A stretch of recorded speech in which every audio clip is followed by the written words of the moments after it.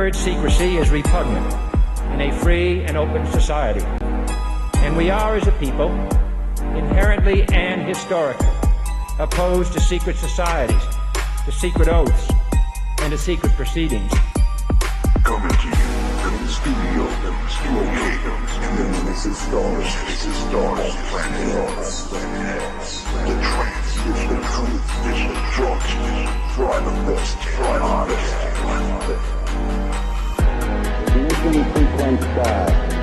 6, 5, 4, 3, 2, 1, 0. All engine running. Liftoff. We have a lift.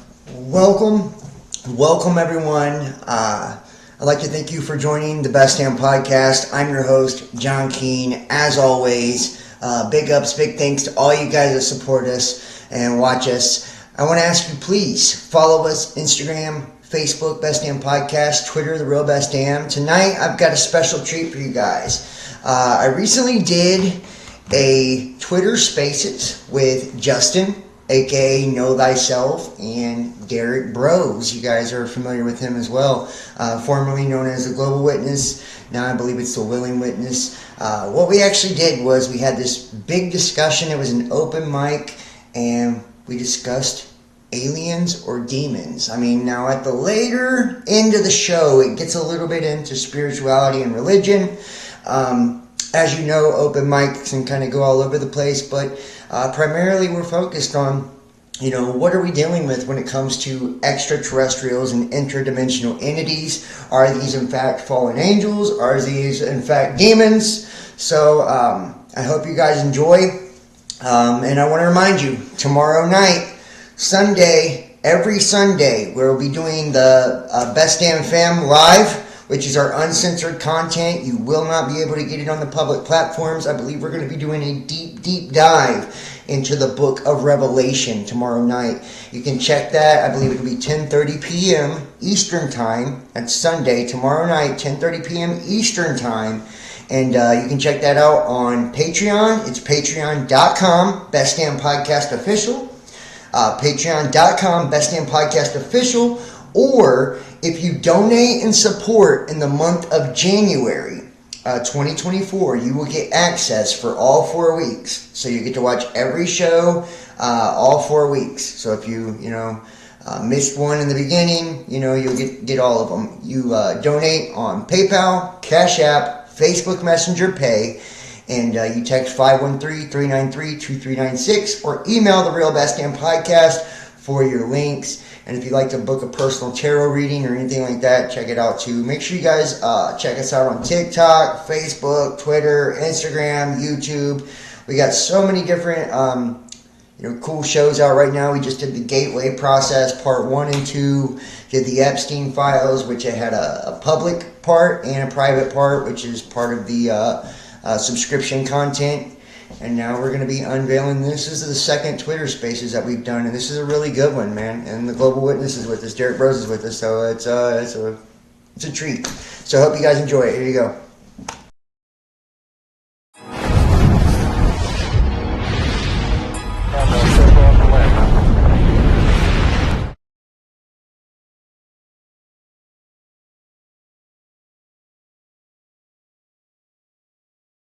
I won't lie, I haven't done a lot of these, so I'm just now really getting my feet wet with the Spaces thing. I just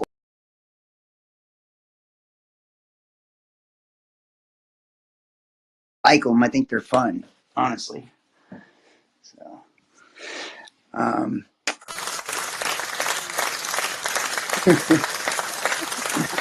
thanks for that.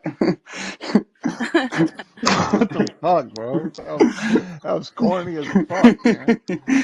I could have turned the sound effects off. Maybe I'll do that next time. Yeah. You're not hosting a goddamn stand-up comedy show.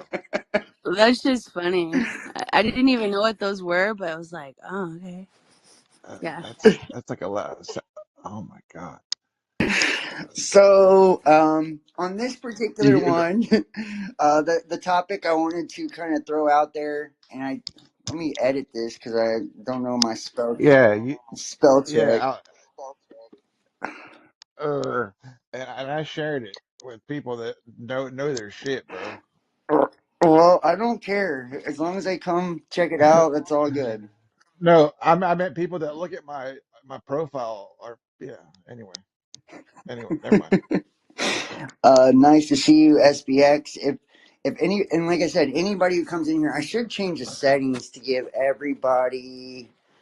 We're gonna just get everybody. Well, fuck, maybe try to give everybody. Maybe Well, anybody wants to speak, they're more than welcome to give them speaking permissions.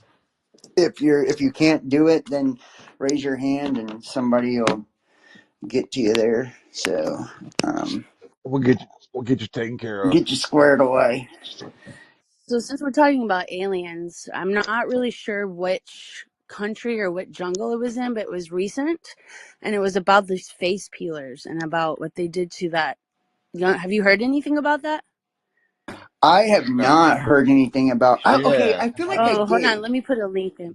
Yeah. but that doesn't sound like a fun thing to be It was it to like Oh, do. it's Was it in crazy. South America somewhere or something like Yeah. that? Okay, I feel like Yeah. I just kind of like brushed past the story. If you want to, talk a little bit more about it, I'd love to hear it. Well, I'm gonna pull up a link about the guy that was actually, and I'll put it in the chat.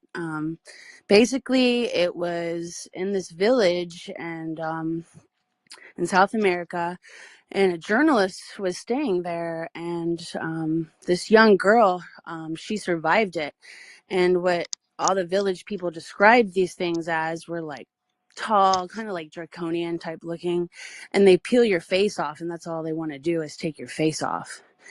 And I watched, like, I dug into it a little bit, so I'll just post the videos in the comments if that's cool. Yeah. Absolutely, absolutely. More than welcome to post anything you want. Yeah, I feel like I did hear something about that. I don't know any of the details or anything, but I feel like I did. And I mean, like, this kind of just goes to show. So, just for recording purposes, and as people come in, hopefully we can get some more people out there. Make sure to like and retweet and all that good stuff. Share the links. DM it to your homies. This is Aliens or Demons, and it is an open mic, so everybody is more than welcome to chime in and drop some knowledge if they feel compelled to.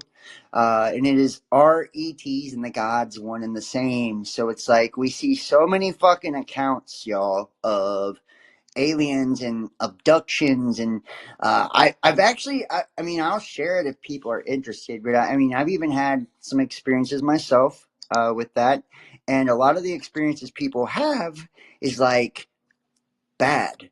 They're like terror filled, traumatizing, like they're fragmented people after said experience. They're fucked up. And when we think of, a lot of the paranormal field, and people that just do simple shit like ghost hunting and stuff, and how they use electromagnetic frequency and electronic voice phenomena and all of this, picking up spiritual entities. And then we hear a lot of the ETs being described as interdimensional beings, and this can go to ayahuasca and all this shit. People seeing the machine elves and shit, when they're entering these altered states of reality. And you got to remember, whenever we're on some type of drugs or substances, we have different parts of our brain that is unlocking. So, we could in fact be experiencing more of the dimension that we exist in, or the space that we exist in, when we are in an altered state, and just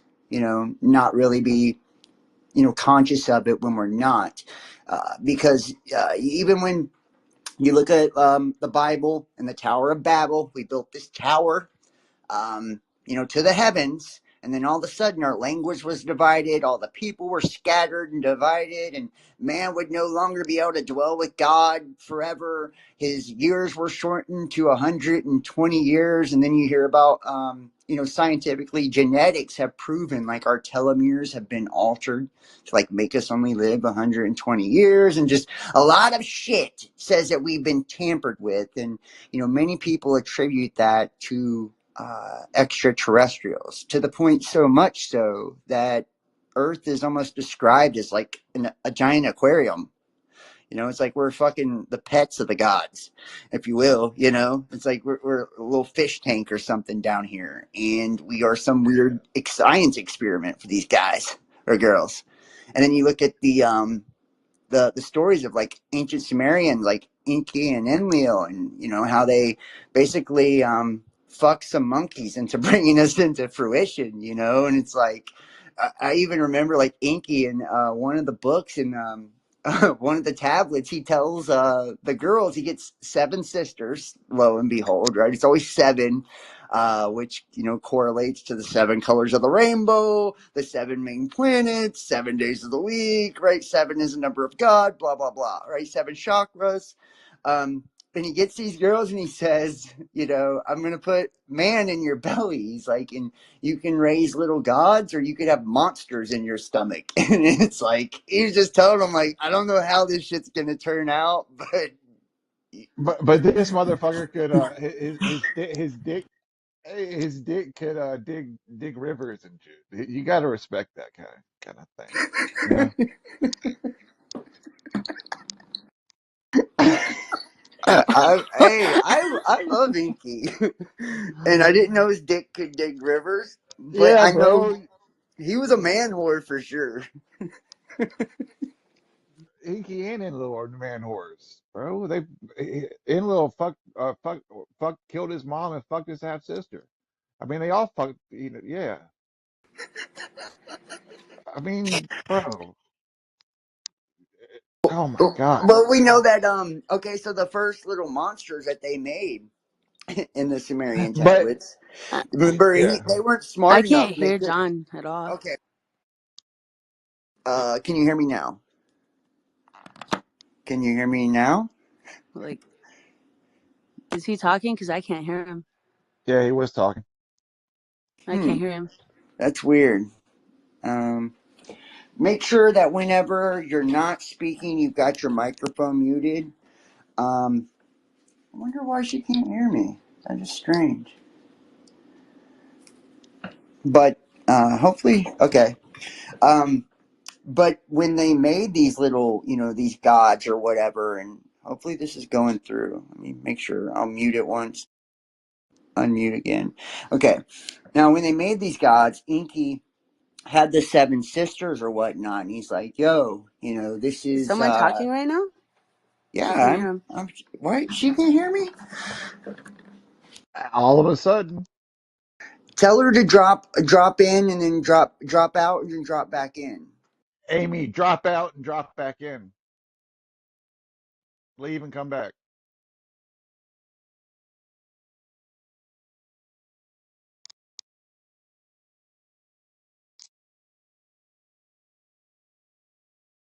All right. Yeah, that's really weird, dude. Yeah, bro. Yeah, Maybe it sure. was you. Maybe it was your trap phone. Well, I got both my phones on.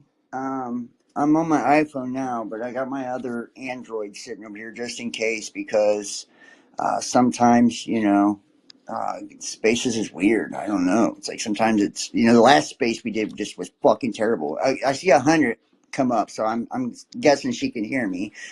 So like what I was getting to was Inky, right? The 7 sisters. Yes, awesome, thumbs up, sweet. Um, they first did this like science experiment. And none of the men could talk. So then Inky actually went and found 2, and I believe the terminology he used in that book, in that tablet, was he found like 2 young, fair-breasted women or some shit like that. I mean, basically, it was like he found It, 2 hot young.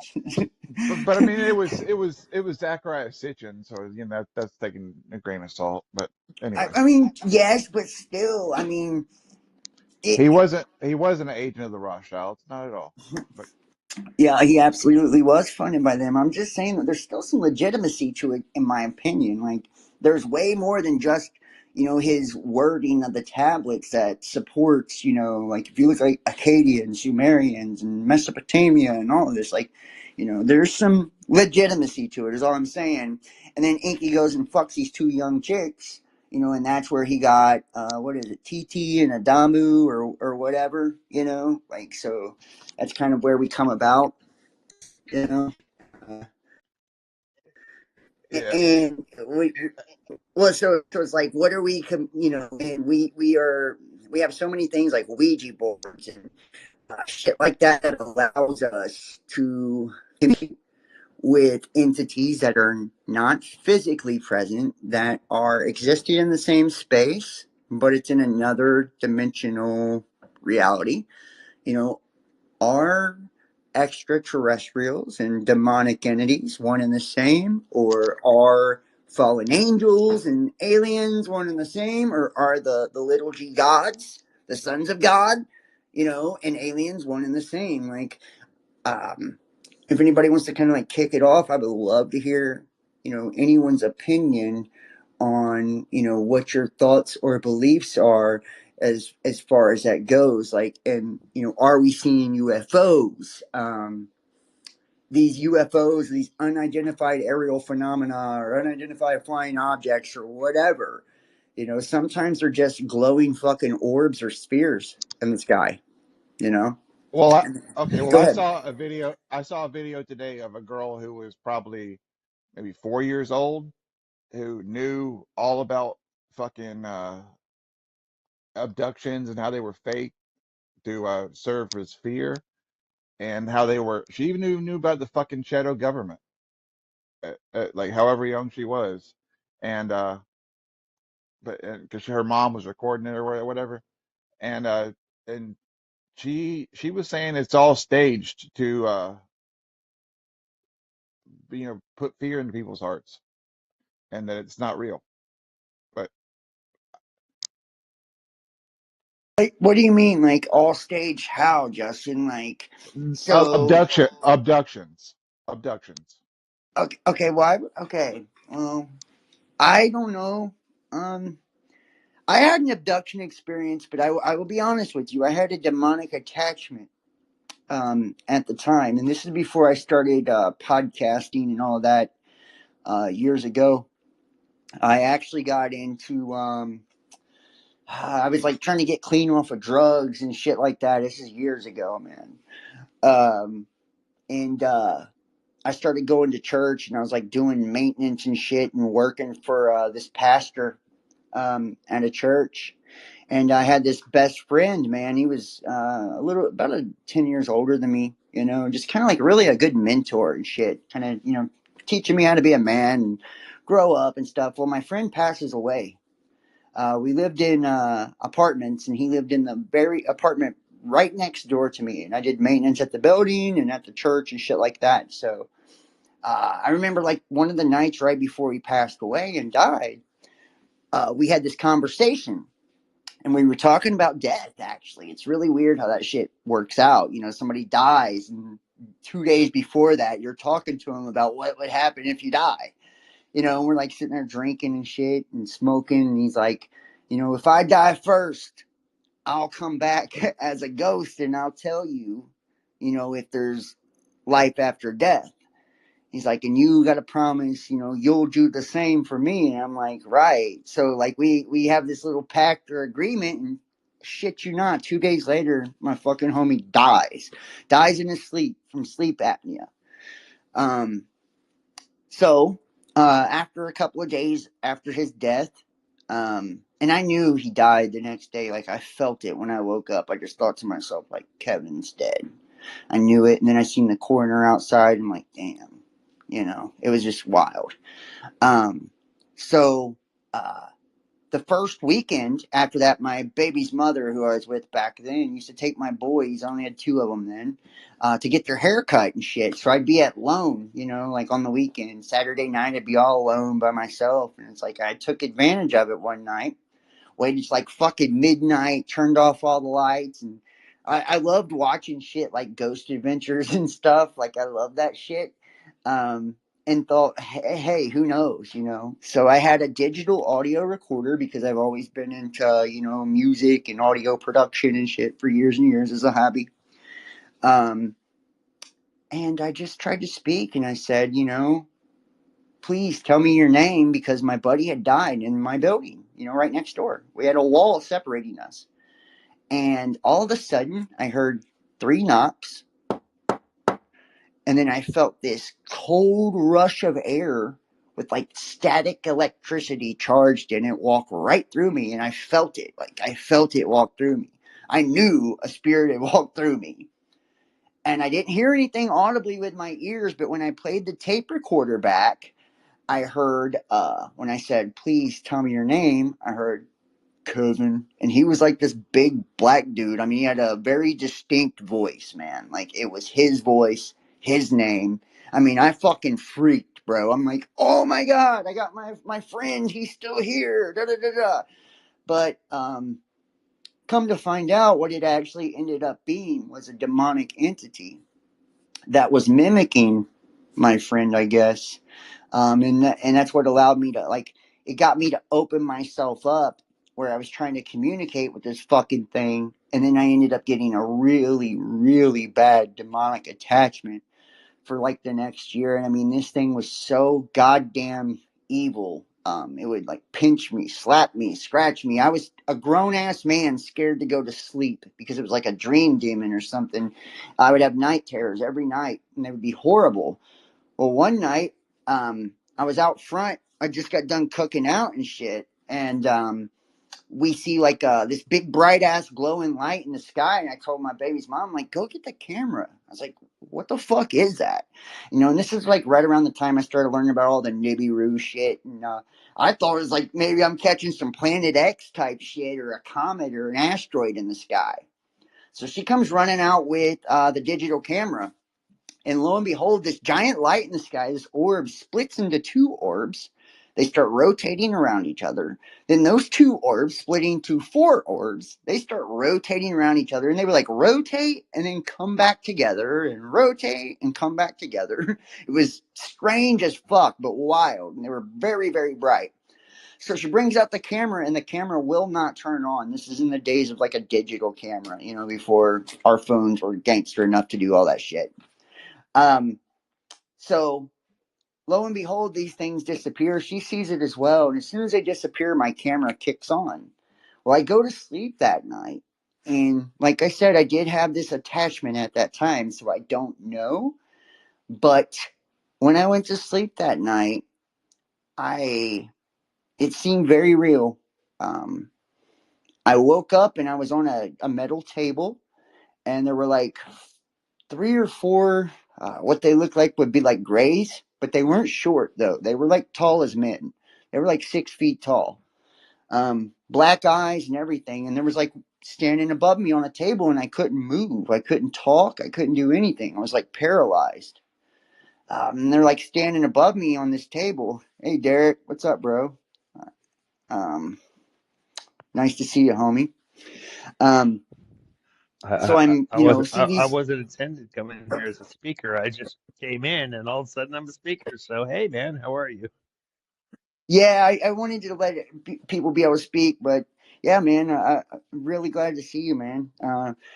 We're just in here chopping it up about, you know, aliens and whether or not, you know, the gods, the aliens, and all of this are demons or demonic entities or, you know, how they all kind of fit into this. So I would love to hear any insights or Well, thoughts you well, have on that.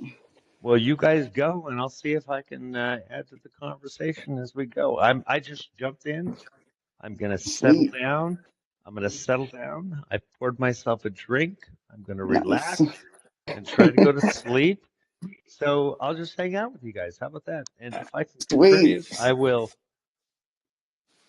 Sweet. If yeah, And I'm everybody, definitely please. and I'm definitely right now having a hit. So I if I mute, it's because I'm coughing. Hey, no doubt. Hey, and please share the links, guys. Tweet it out. That way we can get more people in here. I would, I want to get as many people in as possible. I'd love to hear everybody's insights. So to kind of finish up, I'll wrap this up real quick. And then whoever wants to go next is more than welcome to. So I'm like, I awaken. I'm on this table. I'm flat on my back. This metal fucking like a lab table or something. And there's like two entities on one side of me and then one on the other. And I could tell the one that was looking by itself over top of me was like the leader. I don't know how I knew, but I just knew. And I remember when I was looking into his eyes, I felt the deepest like anger or malice I've ever felt in my life. Like I can't even explain it. Like it filled the entirety of my soul just by staring into this damn thing's eyes. Um, Next thing you know, they're behind this glass and I'm by myself. They're gone. I don't know if like I passed out or what had happened, but all of a sudden I could move and I got up off of this table and I'm like naked, and I'm in this giant room full of men and all of the men were on a table like I was. And every one of them, and we had an IV going in our arm, but it wasn't like it wasn't like a standard IV in like a hospital. Like this thing went into your arm in a different way. It wasn't, like just needles and shit. It was very different. So I'm in this room and it's like probably about 20 or 30 other males. And they're all naked on the tables. And just like I was, they couldn't move. They couldn't, talk or anything else. And it's like I go and I could see these entities standing behind the glass, like watching me as if to see like what I would do.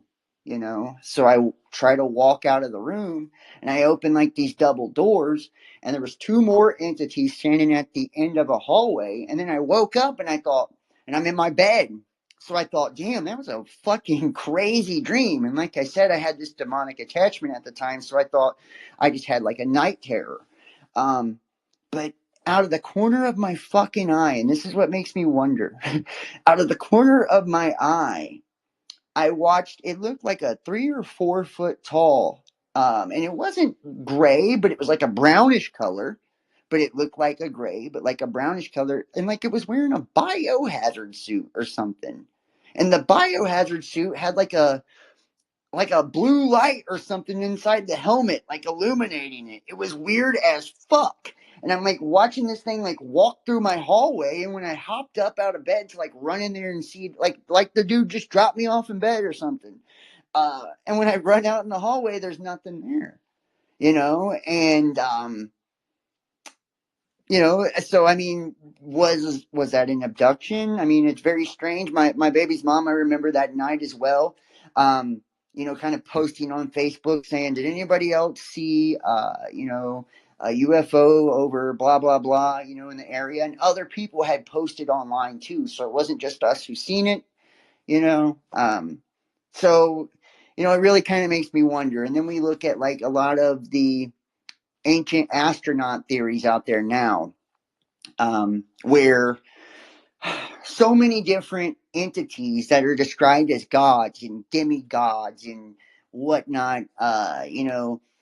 We would also they're said to come from the sky or be sky beings or to come from other planets or star systems or constellations. When you look at the pyramids and different buildings and structures, ancient structures, especially all across the United States and the globe, what do you see? Most of them not only correlate to the energetic grids across the earth, right? Wherever we have these ley lines and these lines of electromagnetic power or energy, which can be harnessed and influenced, and a lot of these pyramids, which are also I believe some form of power plants and things like that, not just places of initiation. Um, but they also correlate or are in alignment with certain star systems, like Cygnus and all of this, Orion, just to name a couple, So it's like, are we being, and it's like, it's really, it kind of makes you kind of pose a question, have we been invaded by something, or are we in the process of some sort of invasion?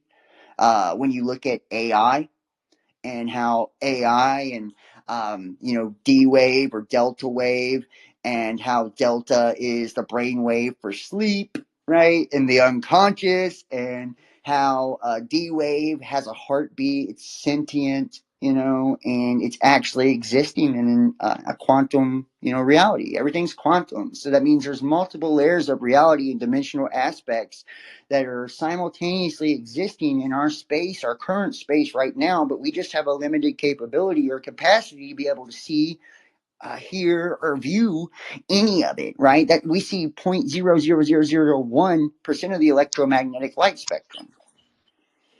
Go ahead, Justin. Do you have something to add, bro? Yeah, I was just gonna say, what if the invasion happened a long time ago and we are all the aliens? If they say aliens are in the sky, aliens are actually here on the earth. I think that's a really good question. And, just to kind of, anybody that wants to chime in on this, guys, aliens or demons, this is an open mic. As long as you're respectful and we don't talk over top of each other, everybody is more than welcome to add their 2 cents in. And this is Are the ETs and the gods one and the same? A lot of people in the paranormal communities, Oh, brother. You know, you I have various opinions on multiple subjects. You and I have known each other, I don't know, what, 8 years now? 7 years? 8 years? How long has it been, John? it's been since about 2015, somewhere in there. Somewhere, I don't know where it was. Time right now to me is the most pointless thing ever. To me, everything is I weigh in the balance of experience and testimony, right? Who impacted me? Who do I impact? Who did I hurt? Who did I help? So I'm kind of evaluating the balances. And when we start talking about this stuff, okay, and I have, you know, long, deep study in all of these subjects. Okay, but right now we're in a different place. It is important for us to know who and what. But let me just pose this question to you, brother.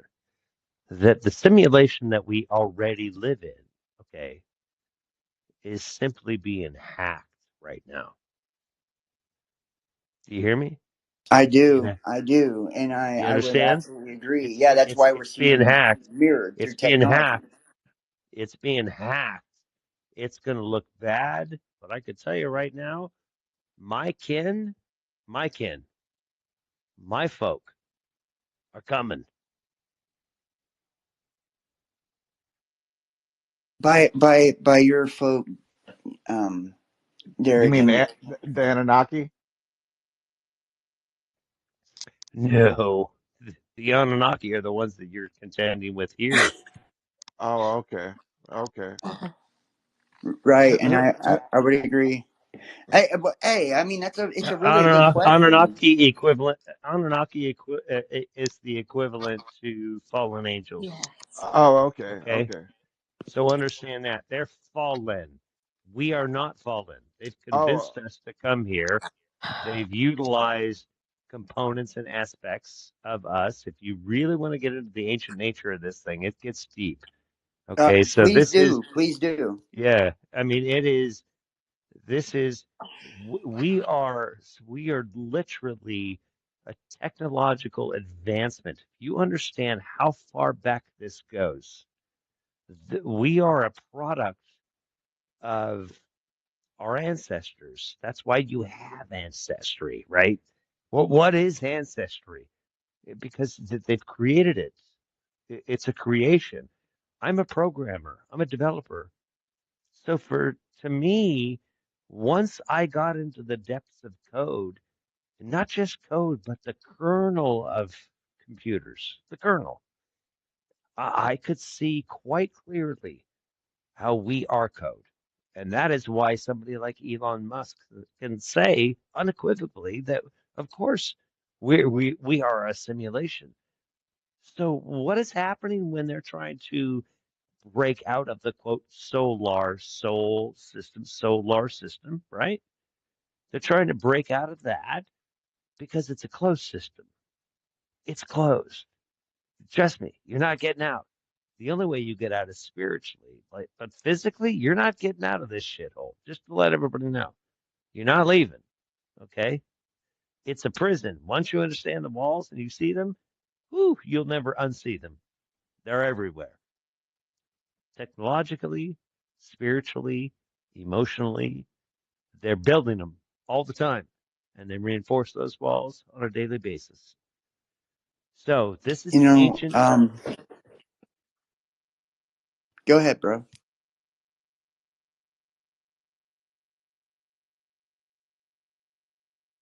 Very long. We're just experiencing new AI, and this is exactly what the building of the Tower of Babel is.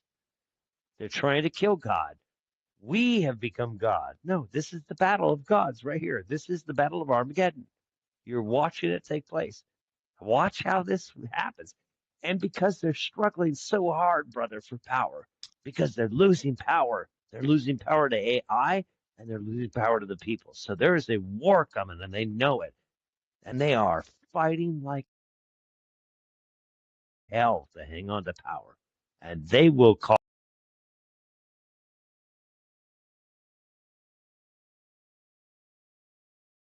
cause nuclear war to do it.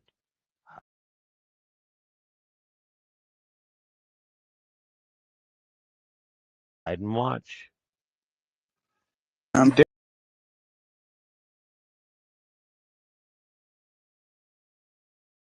I would agree with that.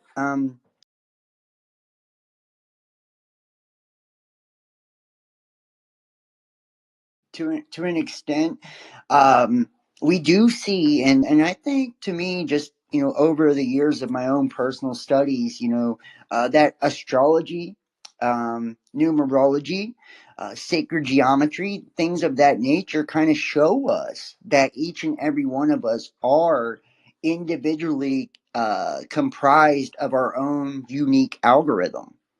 That just show Sure. like, Are right. you talking gematria, John? Because I mean, Right. Yes. okay, so gematria. Let's consider this: the God of Israel in gematria.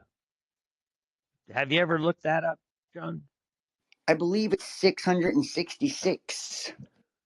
Yeah, God of Israel, 666, and that's in the Hebrew gematria.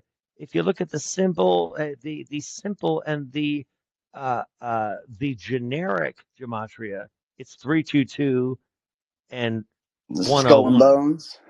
which Skull and 322 Bones. skull Room and bones 101, literally, and 322. 101. It's all Masonic crap. You're like, gosh, damn it, I can't believe I was this fucking fooled, right? This has been in front of our face. They told you the truth and they told you the lie at the same time. How long have I been saying that shit, John? Since I've known you, that's A actually long time. um, that you were probably, and I'll just keep it real with you. That's what actually drew me to you was you were the first guy I really heard out there, and it was shocking even to me back then. I was still what you would kind of consider a Christian fundamentalist at that time. Um, and when you were saying like, yo, you're the god of this world is Satan and you're all worshiping Lucifer, and it's like that was a shocking fucking revelation. That was heavy and it was like it was something. Dude, It was yeah, like and I it's didn't want crazy. to believe it, right? It was crazy because at the same time, see, this is why it was important for me to be able to say it. John, do you know how devastating it was for me to see that? Like, do you understand what it was? How devastating for me? Because when I revealed it and said it to you, you're like, fuck you. You wanted to kill me. Like, everybody wanted to, right? They Yes, wanted to yes. fucking kill me. I almost And I was hated like, oh you my God, for people, ruining the seriously, illusion. it's just like, it's like, no, nobody wants it. It's like, no, please don't throw salt in my eyes. And that's what I've dealt with, right? And it's crazy the backlash I've received, man, unbelievable. But guess what? Does it make it untrue? No, Nope. no. Not at It's all. all true. So guess what? It wasn't my salt in your eyes. It was just me revealing something. Right. And I feel like it is really hard.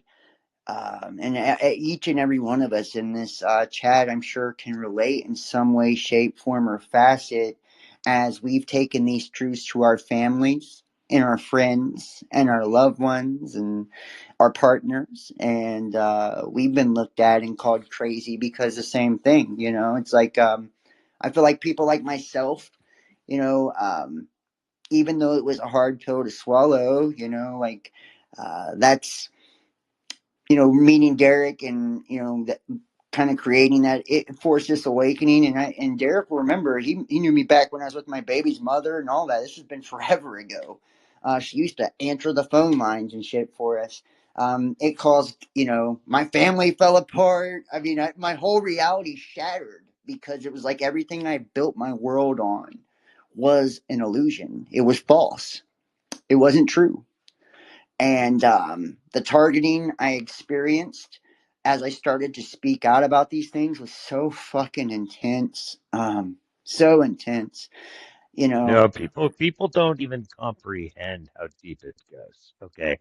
They're like, "Oh, you're crazy." Because they'll point their finger at you and say, "Oh, you're delusional." Oh, they've got mental problems. They've been brought in for mental problems before. It's like, no, no, I'm sorry. And here's the whole thing. As a technology guy like I am, John, it's kind of you don't get to avoid me tracking your ass. Oh, all right. So that's the problem that they had with me. So I became a bigger weapon. Not just that, I have ways of countermeasures, right, electronically. So I'm just gonna that's the limits of what I'll say there. But I Right. don't fight. I don't. My war is fought silently, brother. And these motherfuckers know who I am. I know, brother, and I feel like each and every one of us, in our lives too, we are bringing this, and I feel like that's one way of looking at it. It is a war. There is not only the truth that is being occulted and hidden from the masses, globally, and a blatant attempt to pull the wool over all of our eyes in this mass fucking indoctrination to blind us against our own power, our own value, our own sense of self, our own sense of unity, with the divisiveness of the system, and then lo and It's all behold, by design. right, It's right. So then scary. we look at AI, and I'm going to bring this up too. Yahweh, right? The YH, what, like if you take that, and I think it's it's Aramaic. I want to say Well, it the translates to, Yahweh, the Tetragrammaton, yes, it right? translates Yeah. to AUAI, which is gold, AU, and then AI, artificial intelligence. And it's like and you think about the Anunnaki and how they came to mine gold, created a slave race, and that they were dark, meaning like a shadow race.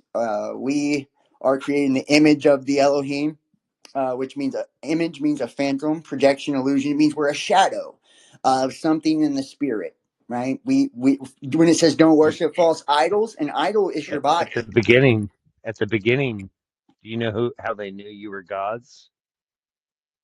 Please explain. You were white and you had blue eyes. Yeah, that would be Aryan, and to me, and I know that is a belief too, and that's where the serpent people come from. Oh, Like trust the me, Caucasus, the Caucasus Mountains. goes deep. It goes that is as deep as it That's the gets. Caucasus Mountains, Yeah, Caucasians, yeah. right? Yeah. Caucasians, Khazarians. It's where we go. That's why I'm a Jew, man. But I'm the one that goes after them and calls them out on their bullshit, right? Yes, I got blue eyes. Yes, I'm white. Like I'm a Sicilian Jew. Like literally, I'm a Khazarian Jew, and I literally have Semitic blood in me. So that's why I I always thought that say you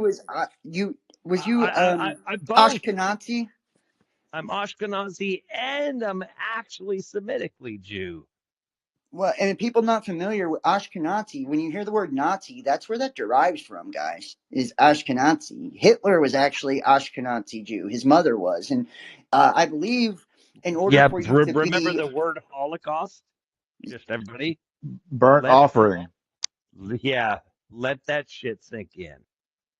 The word right, Holocaust means burnt offering. Okay, so why would the Jews call it a burnt offering? right. And they had those Because gas chambers. They were literally well, incinerating they those would. people. Is it Go Jews ahead, Derek. killing? I was going to say Jews killing Jews. Look, this is the whole point. If you're receiving the benefit of the offering, which was the country of Israel, I got you. here they were receiving their country through the Rothschilds because of the offering. To create So the political state. they had to sacrifice him because the God of this world, that's what he, does. He'll give you that Holy, power. holy shit, Derek. Yeah, they sacrificed them so they could have a country. Capiche? That makes total sense to me when you think about spiritual principles. Now, what about There is Hitler the God and of this world, brother. Here's the one thing, man. I need to make this abundantly clear, and I've been preaching this stuff for, I don't know, more than a decade now. I've been persecuted, killed, shot, done, hunted. I'm living in Mexico because of it. Like, I mean, I know how this shit works. The God of this world is far more powerful than people know. This is AI. Somebody does control it. It already is ancient AI. Okay, so Elon Musk's not stupid. We are in a simulation and we're battling that. This is the Tower of Babel, and we'll see whether this one succeeds. But believe me, this is not different than the series of the movie Matrix. It is. They're telling you. They have to. They have to tell you the truth because they lie to you too. But they have to tell you the truth. So oh, pay attention no, to where no, we're going. when you say ancient AI though, and I want people to understand this, like, and we're talking about, what we're seeing through technology and all this. I know, machine learning, guys, it literally mimics humans. That's how it learns. That's how the algorithms are geared. And if you look at the definition of archon or jinns and everything, like, they didn't have the power to create. All they were able to do was mirror or mimic, humans. And that's what, I was telling that story in the beginning about the demon mimicking my friend, right? And then they can bend and twist and create illusions, spin illusions out of what is already created by mimicry, right? It's a trickster type of energy. And if you look at any stories of Hermes, Thoth, all these wisdom or knowledge bringers, they also coincide with trickster energies as well.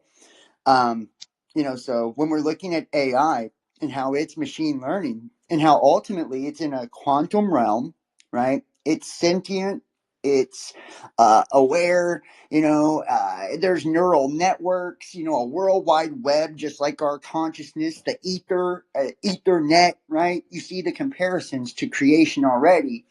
But the original system, so we have a reflection of the original system that's being mirrored through technology, this ancient technology. So what is powering the original system, the divine spark? Where does that come from? And how does that fit into the picture? I think is a really good question to ask ourselves. It's like something's powering this, and like the movie The Matrix, human beings are used as a battery.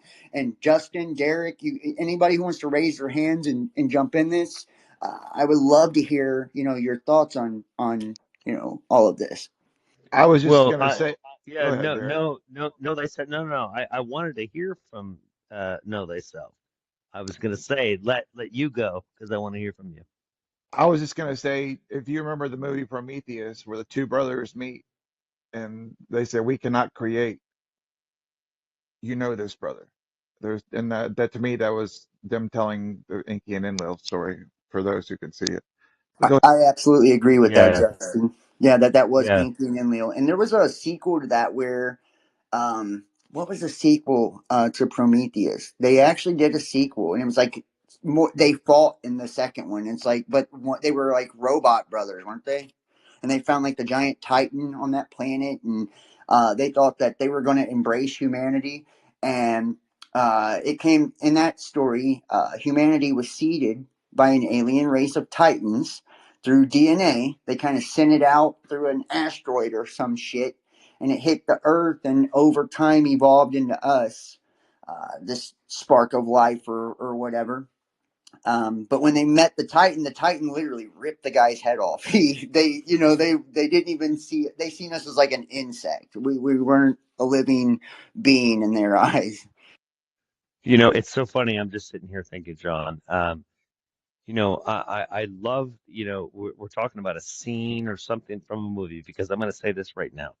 If you want to know my personal opinion when I'm talking about ancient AI, okay, it's no different than what you saw in the movie The Matrix, right? So right now you have parasites in your body. Okay, you have parasites. That's why they outlawed, and convinced everybody not to take ivermectin because it kills parasites. On average, I mean, you have brain parasites. You don't even realize it, right? But you do have parasites. They're these little swirly parasites in your brain. It's kind of these little worms. This is where your worm does not die in scripture. You have parasites.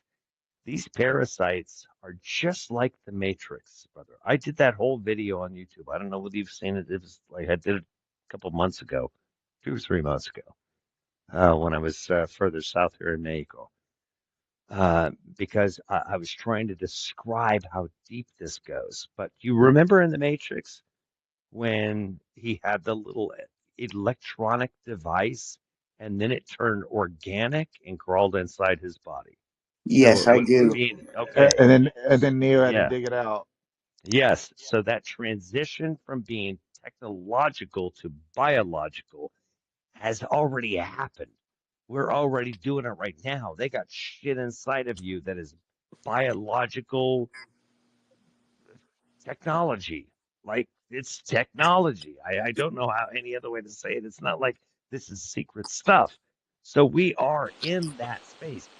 My point is this: we are already there. What demons are, brother, those worms in your brain, they also have a consciousness.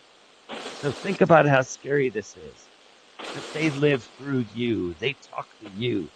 You hear them in your voice. They're demons. You need to die to all of them. You need to find you amongst the trash of all of their nastiness because we're all filled with them. Okay, you need to kill them. That's why Jesus cast out demons. Okay, he was telling people, you're a liar because you're not the person that you're speaking from.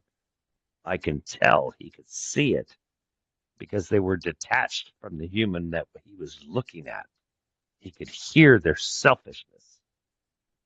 And if you think about too the story of the fallen, um, and anybody who is familiar with the Goetia and Lemegeton and Goetic practices, such as witchcraft, the Keys of Solomon, and the 72 demons and all of that, it is said that what they are actually doing is tapping into the unconscious or the subconscious part of humanity, the part that the fallen aspect of us that pre-flood, um, we would maybe consider them, giants or Nephilim or whatever. But these were aspects of ourself that were a part of us pre-flood, before the fall, and these are obviously malevolent entities, and there's just, these are distorted aspects of ourself.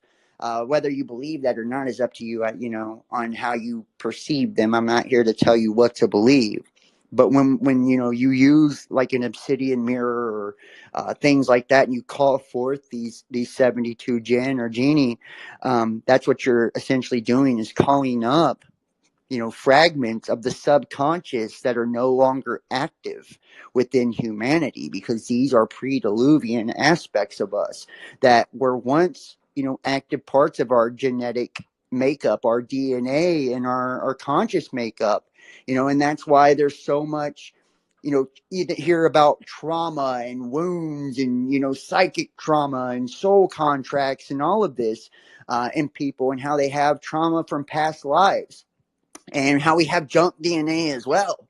And I feel like the Tower of Babel could have also been our DNA, if you think about it, because it's even been shown that our telomeres were somebody engineered them to shorten our lifespan to 120 years. And you think about the Tower of Babel, the separation of the language and races and all of this, and then saying man should not dwell with God forever, shortening our life to 120 years. And then you're looking at, this aspect of ourself that is now dormant, that has to be invoked or evoked, through these rites and rituals. It kind of goes to show that not only are we connected to the entities, or we were connected to these entities in some way, it's like we have been hindered.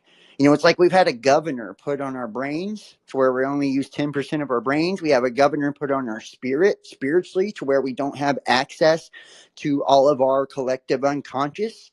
And we have bought into the illusion of division, so much so to where we all think that this meat suit or this mask that we're wearing is our true identity, when in fact it is only the algorithm or component that makes up the mask that we wear within the system, right? Within the game, within the Meat suit. matrix. Meat Right. suit. Where did I hear that before? Yeah, I borrowed that one from you, bro. Man, I've been talking about this meat suit for a long time. I'm like, man, can't we shed this shit? Can shed this meat suit and get the hell out of this place? Because it's the meat suit is the only thing that brings pain. Right. Well, and the meat suit is our, in essence, uh, if and this is your fingerprints, guys, and I'm going to show you, like, not only is your DNA individual and unique, but you have unique fingerprints all across your body, and your auric field, your aura, is also an electromagnetic signature that is unique spiritual fingerprint. And when you look at your fingerprints in itself, they are spiraled due to electromagnetic frequency. The top of your head, same way.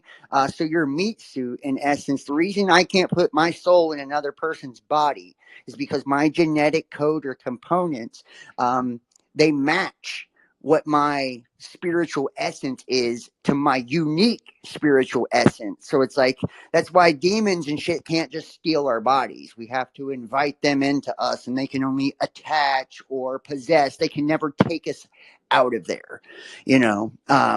This is always going to be, this is our unique vehicle. John, can I give a demonstration?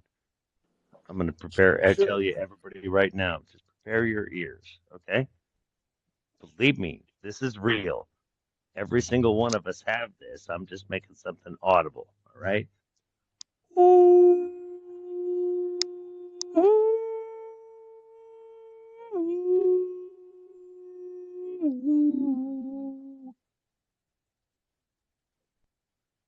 That's my frequency. Wow. What was you using right there to make that? My voice. Oh, I got you. I got you. Well, and you think about, really, too, it says in the beginning, God created, let there be light. In the beginning was the Word, and the Word was with God. And, you're being told on a quantum level how everything came into existence. In sound, which, Lucifer and all and matter and all of that. He's a god of music or sound. Sound is light at such a low density or state that it begins to vibrate, you know, and that's how we hear sound or experience sound. So sound actually derives from light, you know, so everything that we're experiencing within this, you know, physical reality, or what we perceive to be this physical reality, is a direct manifestation of our spiritual essence or presence, you know, and it's that illusion of division within this mask that we wear is how they get us, you know. And it's like, that's why people feed nothing but the ego or the shadow, and that's what's owned by them. So it's like a transference in essence. It's like you're spiritually driving your vehicle around, supposed to be learning all the knowledge you can learn, having all the beautiful experience you can have, and understanding and recognizing that you're a spiritual being having a physical experience, right? And that your body is nothing more than your vehicle to be able to experience the beauties of emotion and the five senses and all of that. But instead, we believe that we are a physical being having, you know, spiritual experiences. So we're putting all of our energy to the external, giving all our energy to the external. And that's what happens with old age. We're just, you know, we're draining our life force or our essence, and we're giving it to the matter or to the shadow aspect. So it's like they literally got this, it's a vampiric type of system that's latched onto us and has us draining our life essence into the external, instead of us actually feeding our soul or feeding our spirit throughout time and accumulating. Like, and I feel like, They're right? sucking you dry right now. They're sucking you dry. You are the battery. The matrix is coming true. They're sucking you dry. You've got nothing left to give. And they're cutting off your life force. I'm telling you, this is a calculated mission, brother. They are doing this intentionally. Make no mistake about it. You brought this up earlier, and I'm sure some people in here would be familiar with the Saturn moon matrix. And Saturn being, you know, known as the All Father or Satan or, you know, whatever, right? And you've heard of The this, all-seeing eye, Saturn right? Well, seven. think about the North Pole of Saturn is a hexagon, right? The hex or X, It's the the Jewish star. It's Satan. It's right, yeah. and it's the All of it. Masonic cube, which is 1 + 5, 1 + 5, 1 + 5, 666. South Pole is the all-seeing eye, and the rings of Saturn. It is said that that is actually like the dynamics of the system. That's why everything is circular and goes in orbits. It's like to be caught within the solar or soul system. And that's why in astrology, if you look at Uranus and shit like that, those are planets are described as the dream world because they're outside of the boundaries of Saturn. They're outside of the soul system. So, you know, you've heard of the Saturn moon matrix, where we're in this Saturnus matrix where Saturn is this father like figure, or the Enlil, uh, you know, of this system. And the moon, in essence, is harnessing the awareness of the sun and all the seven main planets, you know, and acting as like this prism to, you know, to give us Sin. said energy. Go ahead. I was just gonna say the moon is sin. That's the And moon's name. That's the yeah, moon's leaven ancient or name. sin, It was called Sin, or even leaven. A little right? leaven leavens the Leaven. whole lump, right? I mean, good Lord. Sin, holy shit. See, the moon is a device. Okay. This is where we don't understand technology of ancient times. Okay. We wouldn't recognize ancient technology if it came up and tapped us on our nose, because it looks like the moon, right? It doesn't look like what we see technology as today. We don't understand the depths of what they can do. Enlil, Enki had Mies. He could move land. He could terraform the entire surface of the planet just by thinking about it. Who the hell are these people? What technology do they have? This is what I'm saying. This ancient technology is far deeper than people realize. And it's difficult for our minds to grasp and comprehend. And this is where I try to help people see, because I can try to give you a version that you can see, even when it's not possible to see. That's where you restore sight to the blind. I was Well, telling John. I was go ahead, telling Justin. John earlier. I was telling John earlier how Inky dug rivers with his penis. And Yeah, that's a phallic symbolism, or the no, opposite. yeah, it's a phallic symbolism, but that's basically his motivation was his dick. Okay, make no mistake about it. That's like you talking about don't just because it's ancient doesn't mean that they don't speak like you do today. But it's like he did that for his dick, so he probably did it to impress somebody because Inky was a, if you know anything about Inky and you studied him, that dude slept with everybody he could, and he had to convince them to do it, right? So he was always bolstering of his powers and all that shit to lure somebody in. And so he did stuff like that just to prove it to somebody. It's like, I'll change the rivers of Egypt if you fuck me. And literally, that's Inky. That's that guy. I mean, I spent time in Hollywood. I've lived around a lot of those motherfuckers right there. A lot of them. They do that. So I totally relate to that personality. I'm like, I know that guy. Fuck, I know Inky. Are you kidding me? I know that dude. Well, and to keep in, he was known for his sexual appetite, and we are in Shit, he was a said to have. reproductive He was system. If we even look at the he was said, Ouroboros, the serpent's brother. He mouth is a was vagina, and its tail is a penis. We see the phallic symbolism through everything. Go ahead, Derek. no, brother. I was just saying. It says in scripture, right, that he had, because he was amongst the ones that did, but that he had a penis the size of a donkey with issued like a horse. That's in the Bible. Okay, so he had a dick the size of a donkey and he came like a horse. That's what that scripture says. It's like you can't deny that. It's like holy crap. So yeah, this dude was quite different. These ain't angelic creatures were not like us. How about that?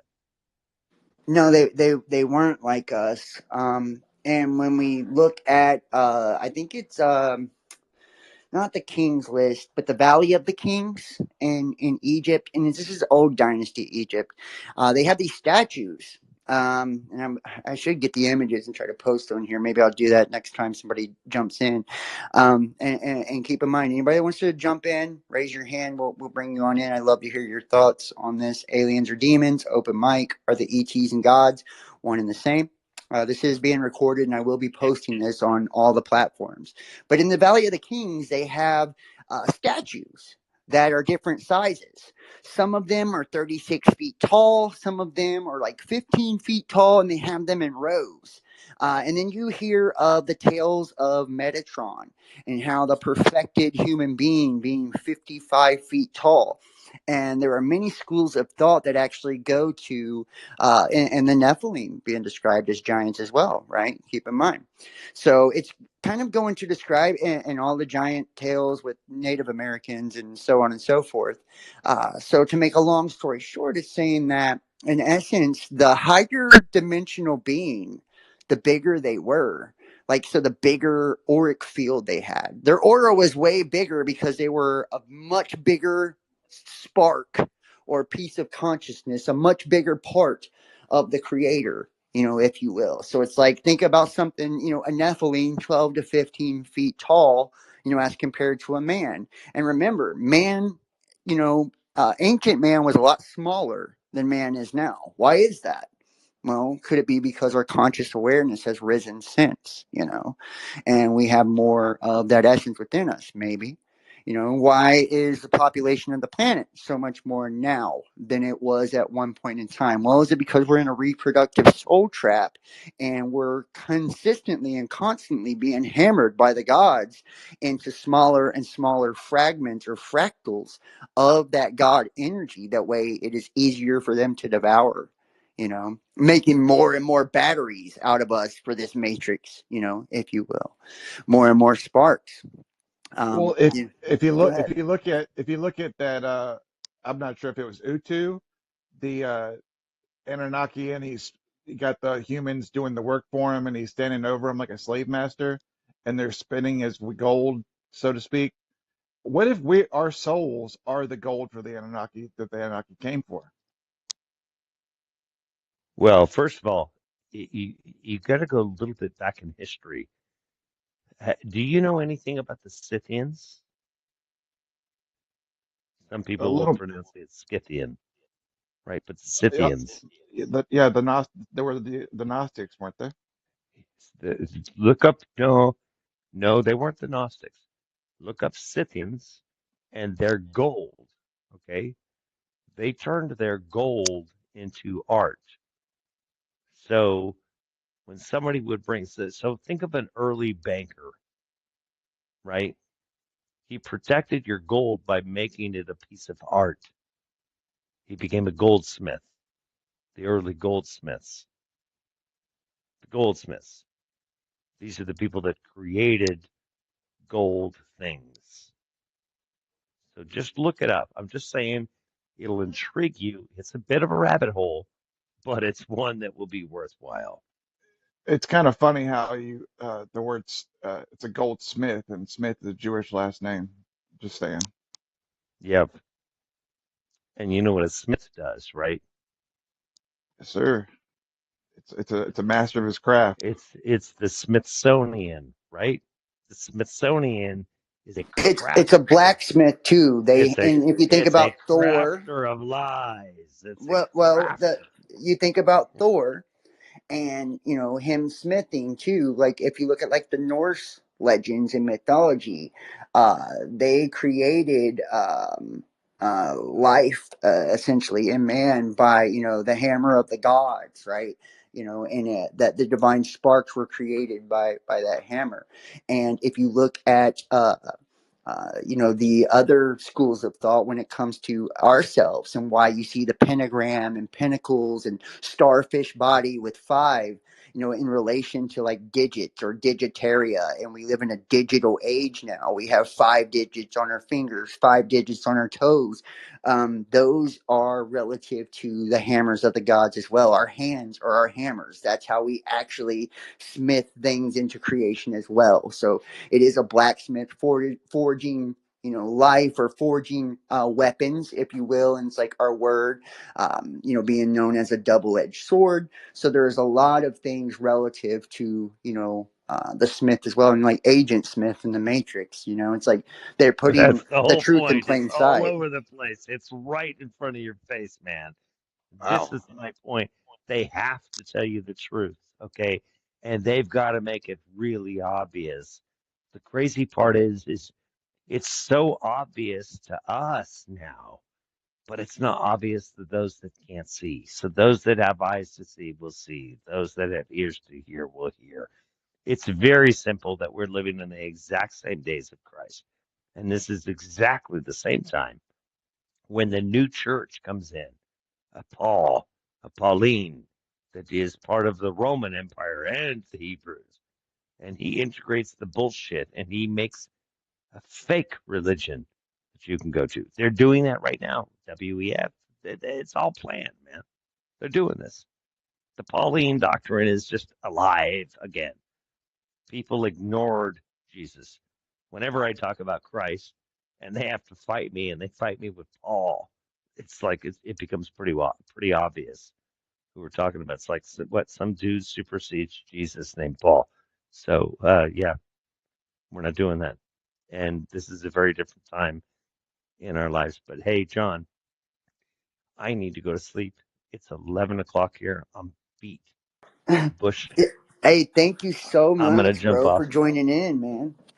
Yeah, I just want to tell you I love you, and Jan, I love you very much. I know you were in the last spaces that I was in. I told John that I would come in here and co-host, so I came in and did that. Love you very much. Know thyself. I hear you. I'm just gonna tell you right now. I hear your mind popping. I appreciate you, brother. Yeah, I hear it popping. Hang in there. Don't worry, I'm right here. You can All contact right. me anytime. And All right. John will tell you. And John will tell you. I'm a supportive dude I respond to you. All right, copy Right. that. Yeah, Good night, and Derek. I appreciate you so much, Derek, for jumping in and dropping your wisdom.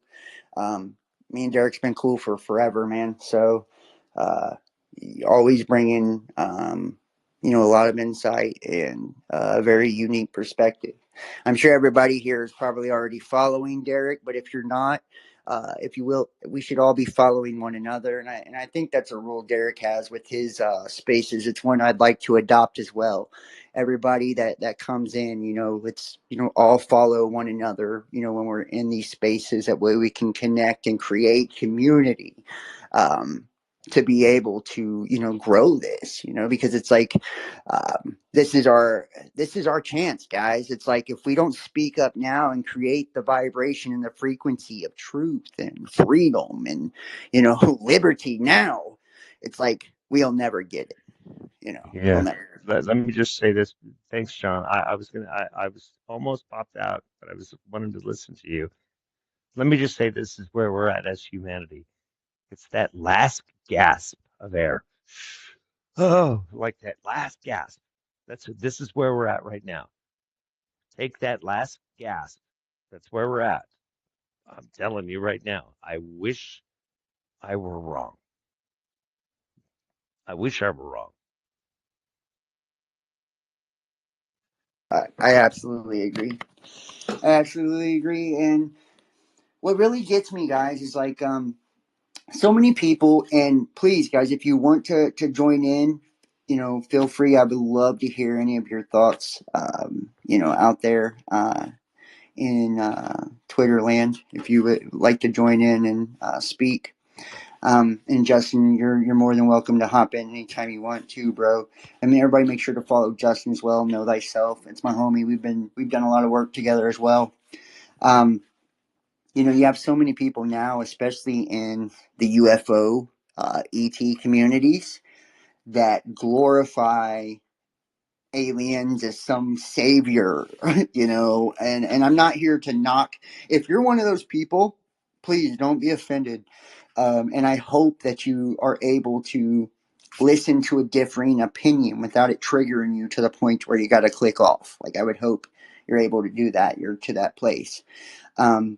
But there are a lot of people now who push this message of these alien saviors, right? And when so many that claim to channel messages as well, and instead of channeling and saying, I'm channeling something from my higher self, this higher frequency, this higher dimensional energy or aspect of me. I'm channeling the I am. Instead, they say, hey, I'm channeling Pleiadians and Arcturians and Orions and, whatever, right? And we're given this message of ETs that are coming to save humanity and will never let us go to nuclear war. Why? Because they'll disarm all the bombs. And I mean, how many people have heard those things?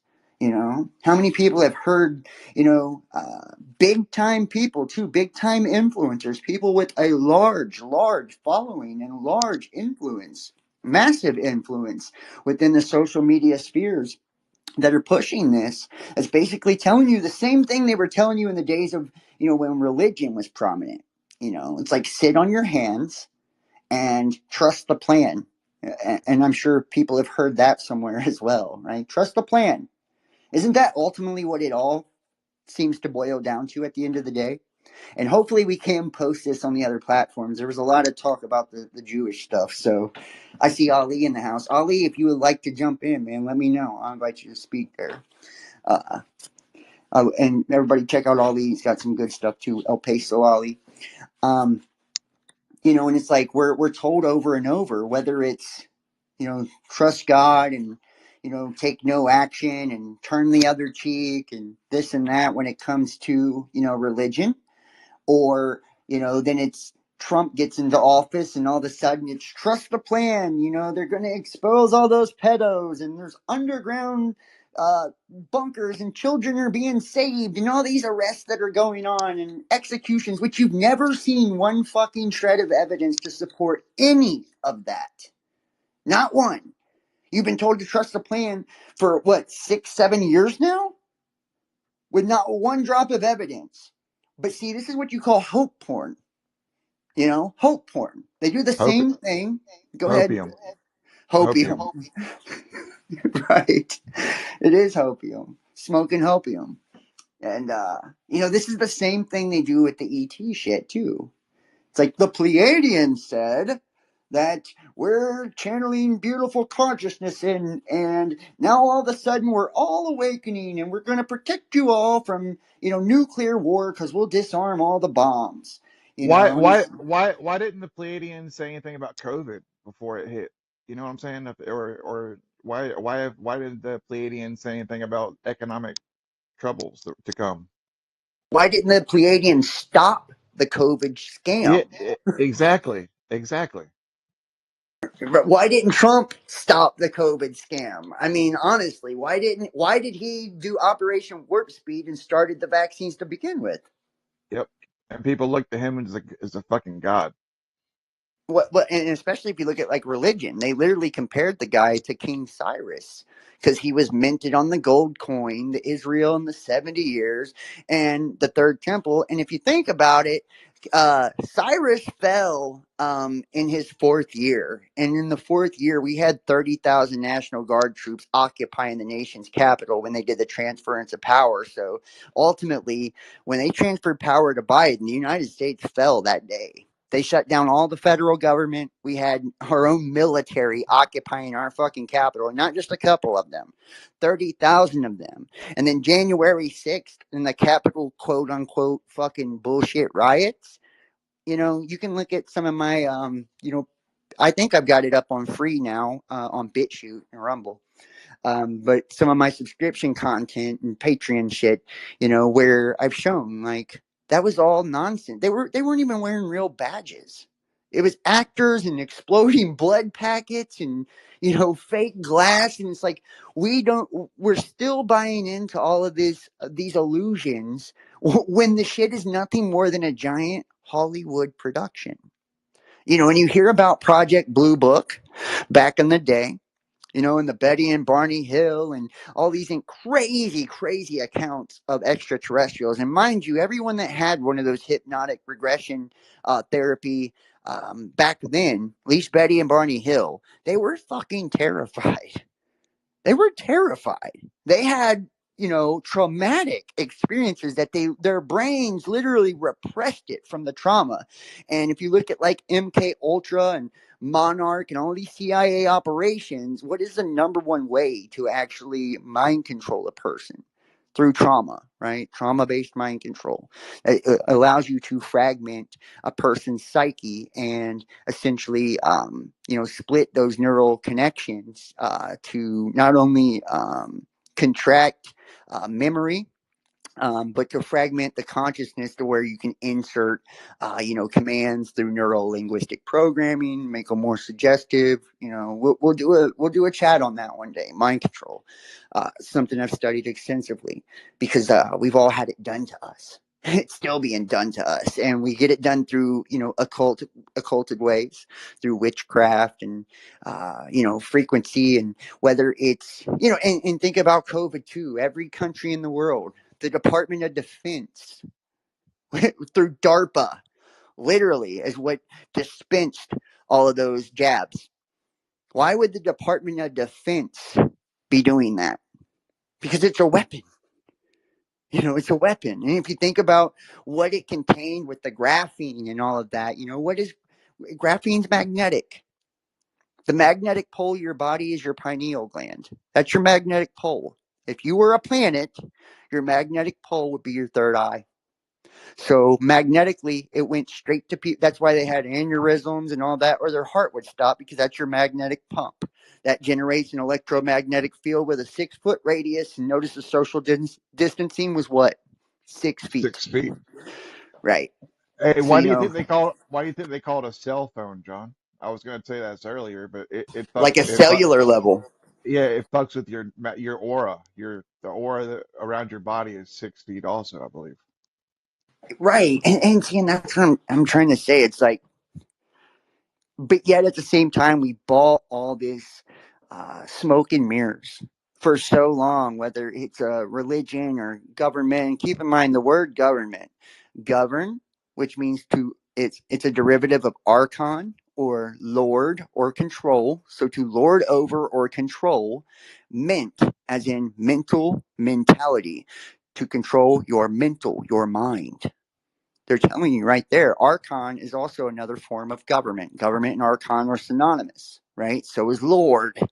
When you look into, if we look at it from a theological point of view. So it's like, however and what many people don't understand also, and we look at the governors or the rulers of this reality, those 7 main planets or 7 sons of Satan and all of that, which are also the 7 colors of the rainbow.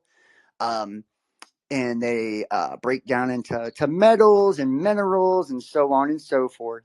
Your 7 chakras. Yes, yes, they do. And those 7 colors of the rainbow make up the rainbow. And what is the covenant with God? What was the symbol for the covenant? It was a rainbow. It was a rainbow. So it's like, who is God then? If these archons or these governors, make up the symbology or the symbolism of our agreement with him. This covenant is a deal. It's a deal with the devil. We've made a deal with the devil. Our ancestors have. Look at the Garden of Eden. One version of God is like, yo, y'all can have anything you want, but don't eat from this tree. I'm going to show you this tree just so you will eat from it, by the way. Because I know if I tell you not to, you will. Right? So there's Well, one thing you cannot have. I'm going to well, point that it out to you. I'm going to take you to it and show it to you.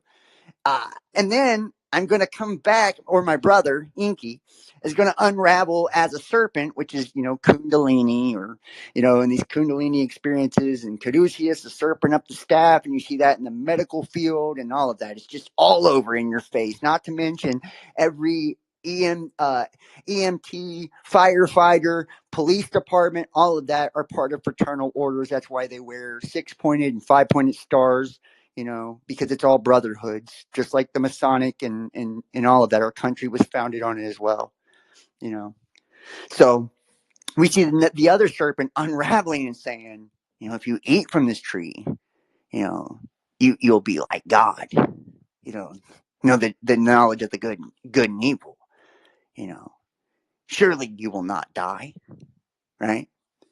And you didn't die immediately, no, but it did introduce us into this soul system of death, right? So on one hand, and that's what we see now, and that's why the words of Christ, you will see a lot of times he will, before he ever says something in the Bible, he will use the words truly, truly, or depending on your translation or iteration, you truly, truly, or verily, verily. So verily, verily, I say unto you, truly, truly, I say unto you. What he's saying when he does that, he's saying that this is the same, frontwards and backwards. This is the same, frontwards and backwards. I'm saying this true. It's true both ways. Have you guys ever heard of backward masking? Where you can literally reverse speech and you can hear the subconscious. If you're telling a lie frontwards, it'll tell the truth if you reverse the speech. And this has been, check out David Oates and reverse speech technology. This is a CIA tactic, or it was at one point. When they would interview people, this is, backward masking through witchcraft. This is a big thing. A lot of people know about it through music and shit like that, like Led Zeppelin and, Stairway to Heaven, Oh, Sweet Satan, and stuff like that, right? And they think it's just a joke, but it's true, and it happens in every time every one of us speaks. Our subconscious is active, and we are communicating energetically and on a frequency level through our subconscious, whether we're conscious or aware of that communication or not. Not only are we giving off through language in our subconscious, but we're giving off through pheromones and our auric field and, all of these things, And when that serpent in the garden was saying, surely you will not die, you will be like gods, that was that dualistic speech, that dualistic language. Same thing what with happened? that first You gods. there, John? Yeah, go ahead. Can you not hear me?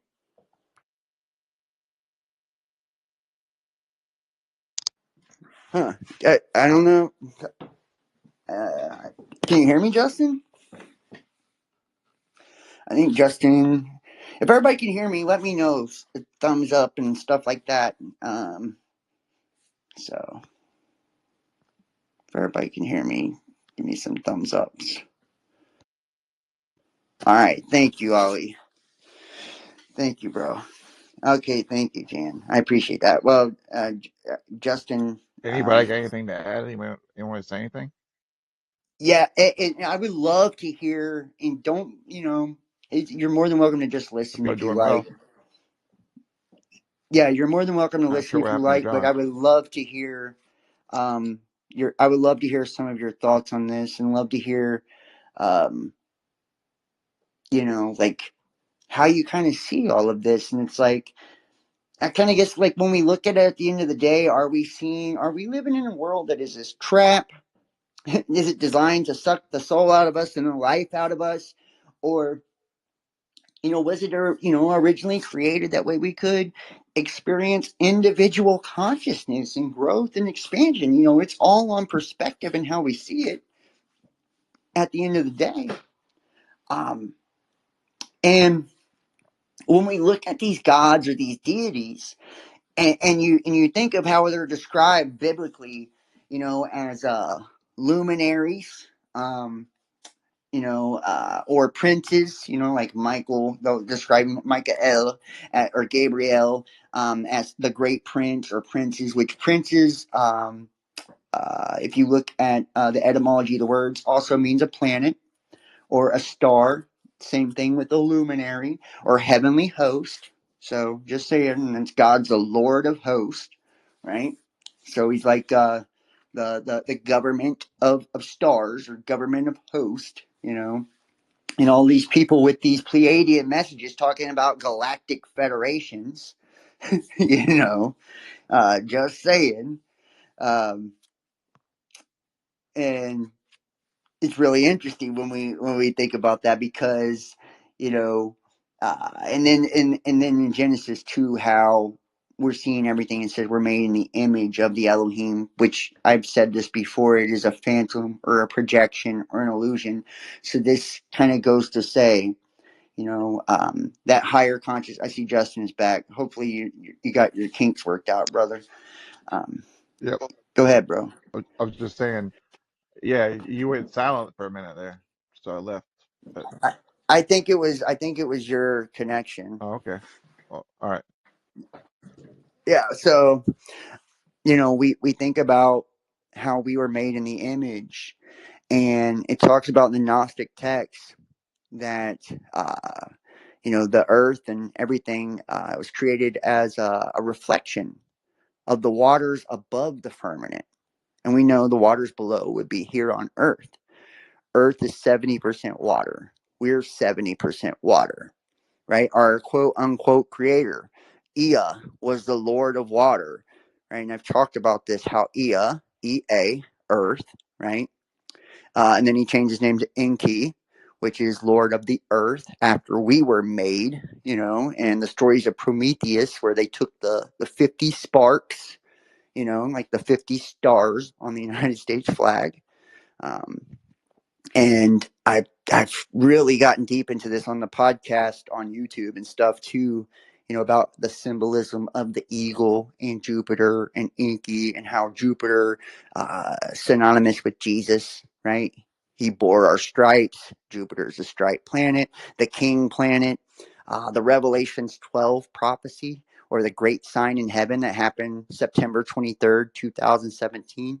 The woman and the dragon. Which is showing us astrologically, we have this clock, the sky clock, if you will, and the precession of these equinoxes. Everything is in um, this cyclical kind of, it's organized in a cyclical way to allow particular energies to be more prominent at certain ages and certain times, and we go up and down in consciousness. And even biblically it talks about harvesting and all of this. So it's like we ask ourselves the question, if all is one, if the universe is mental and the all is mind, like in hermetic principles, what they dictate, you know. Are we, in fact, the fallen? You know, these heavenly hosts that are looking down, and remember, they're falling angels, right? So, angels, luminaries, heavenly hosts, stars, princes, planets that are looking down. So, these lights that are beaming down, going through the prism that is the electromagnetic field or the firmament, which acts as like a lens to the collective third eye. If you look at Earth, it's kind of like a giant eyeball, but it's a collective eye, you know, for all of us collectively.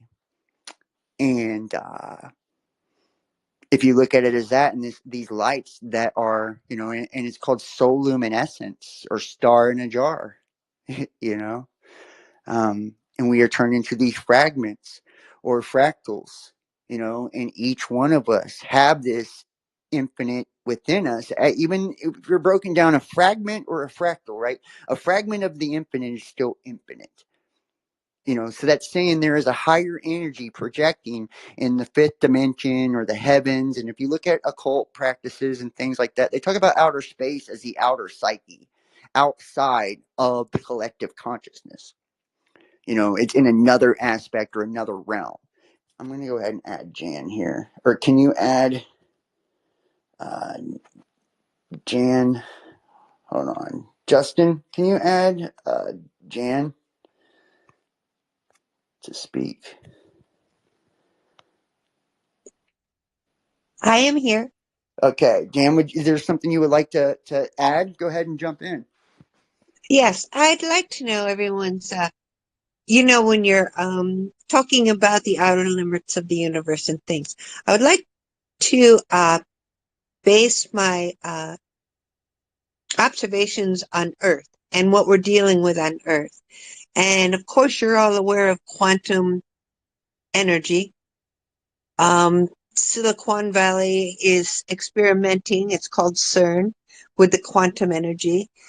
And if any of you have read anything by Dean Koontz, where human actually become part of the computer, the author is working on the computer, he actually becomes part of the computer. His hands go right into it. And is that then become a quantum entanglement? Are we in a quantum entanglement? Are we so absorbed that our realms do not go outside of the quantum energy? You talking about like the observer effect and things like that? No, I'm actually talking experience-wise. I, I think that's a really good question. I think on some level we're absolutely quantumly entangled, and maybe that is the whole purpose in technology and it having the capability of, um, to the World Wide Web and within the Or ether, the Ethernet and all of the this and the law and the who, law the law go of ahead, bro. one. Everybody is everybody, and what you hurt, if you hurt someone else, you're only hurting yourself, and they might be trying to hack that. Right, right. And whenever you're not speaking, if you guys could please mute your mics, that way we don't get a echo or anything like that. Um, but yeah, I think we are all essentially entangling with one another. But if we are all part of this infinite energy, then what is there really to entangle unless there is something external to us? And I see. Can you add Dr. Ariana Love? Justin, can you go ahead and Dr. Ariana Hi. Love? You're more than welcome to jump in. Go ahead. Hey. So yeah, I've put a lot of thought into this subject, alien or demons. I back in let me just go back to like 1998 when I was in Marina del Rey in California, and there were the original hackers that had built the internet, and they were, fighting to keep it free and to make it open source and stuff. And the DIA was involved in that project, a faction of the DIA where they have a higher actually the highest security clearance. So it was a really interesting situation. That was the birth of Anonymous. But my point about this was that I had the opportunity to sit down with a DIA agent who was a physicist. He is a physicist, and he was in about like his 80s, I think 78 or something like that. And he was telling me about the inception of all of these government agencies, because he was there. He was in the agency since then. So he said that the first, the Galactic Federation, the good so-called aliens, I'm just going to call them that for the sake of communication, but they're just another other species is how I look at it. They're other beings, but they existed before the creation of Adam, if you look at it biblically or by scripture. So, oh my God, where was I? You were talking about the extraterrestrials or the aliens that actually pre-existed Yeah. Adam or man. Go ahead. So they came to the government.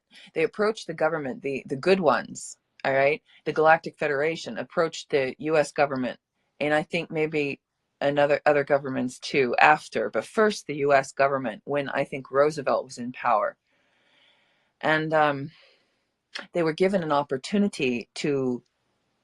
They offered to share technology, but said that it had to be used for the good of humanity. And then right after that, the other so-called aliens, the fallen ones, because they have an alliance too. And the fallen alliance approached the government and offered their technology and didn't mind that it was used for whatever they wanted to use it for. And they said, but in exchange, so the government was decided to make a deal with them. And in exchange for the technology, the US government would allow a certain percentage of the population to be abducted every year. Like, I think it was 150,000 people. Well, the abductions were going on. My father was counseling people. I was in his classes when people were sharing their stories, when they were like remembering of these abductions and stuff. So there was some phenomenon like that going on. And the fallen were abducting more than they agreed to, and pretty soon the government realized they were not in control. And then we had Phil Schneider, the CIA whistleblower, who came forward and said that there is this, I think he called it an alien invasion or something, and he said it was very bad. He was killed for speaking out. But this is what this DIA agent explained to me, is that the government's made a deal with the fallen, and this was our downfall.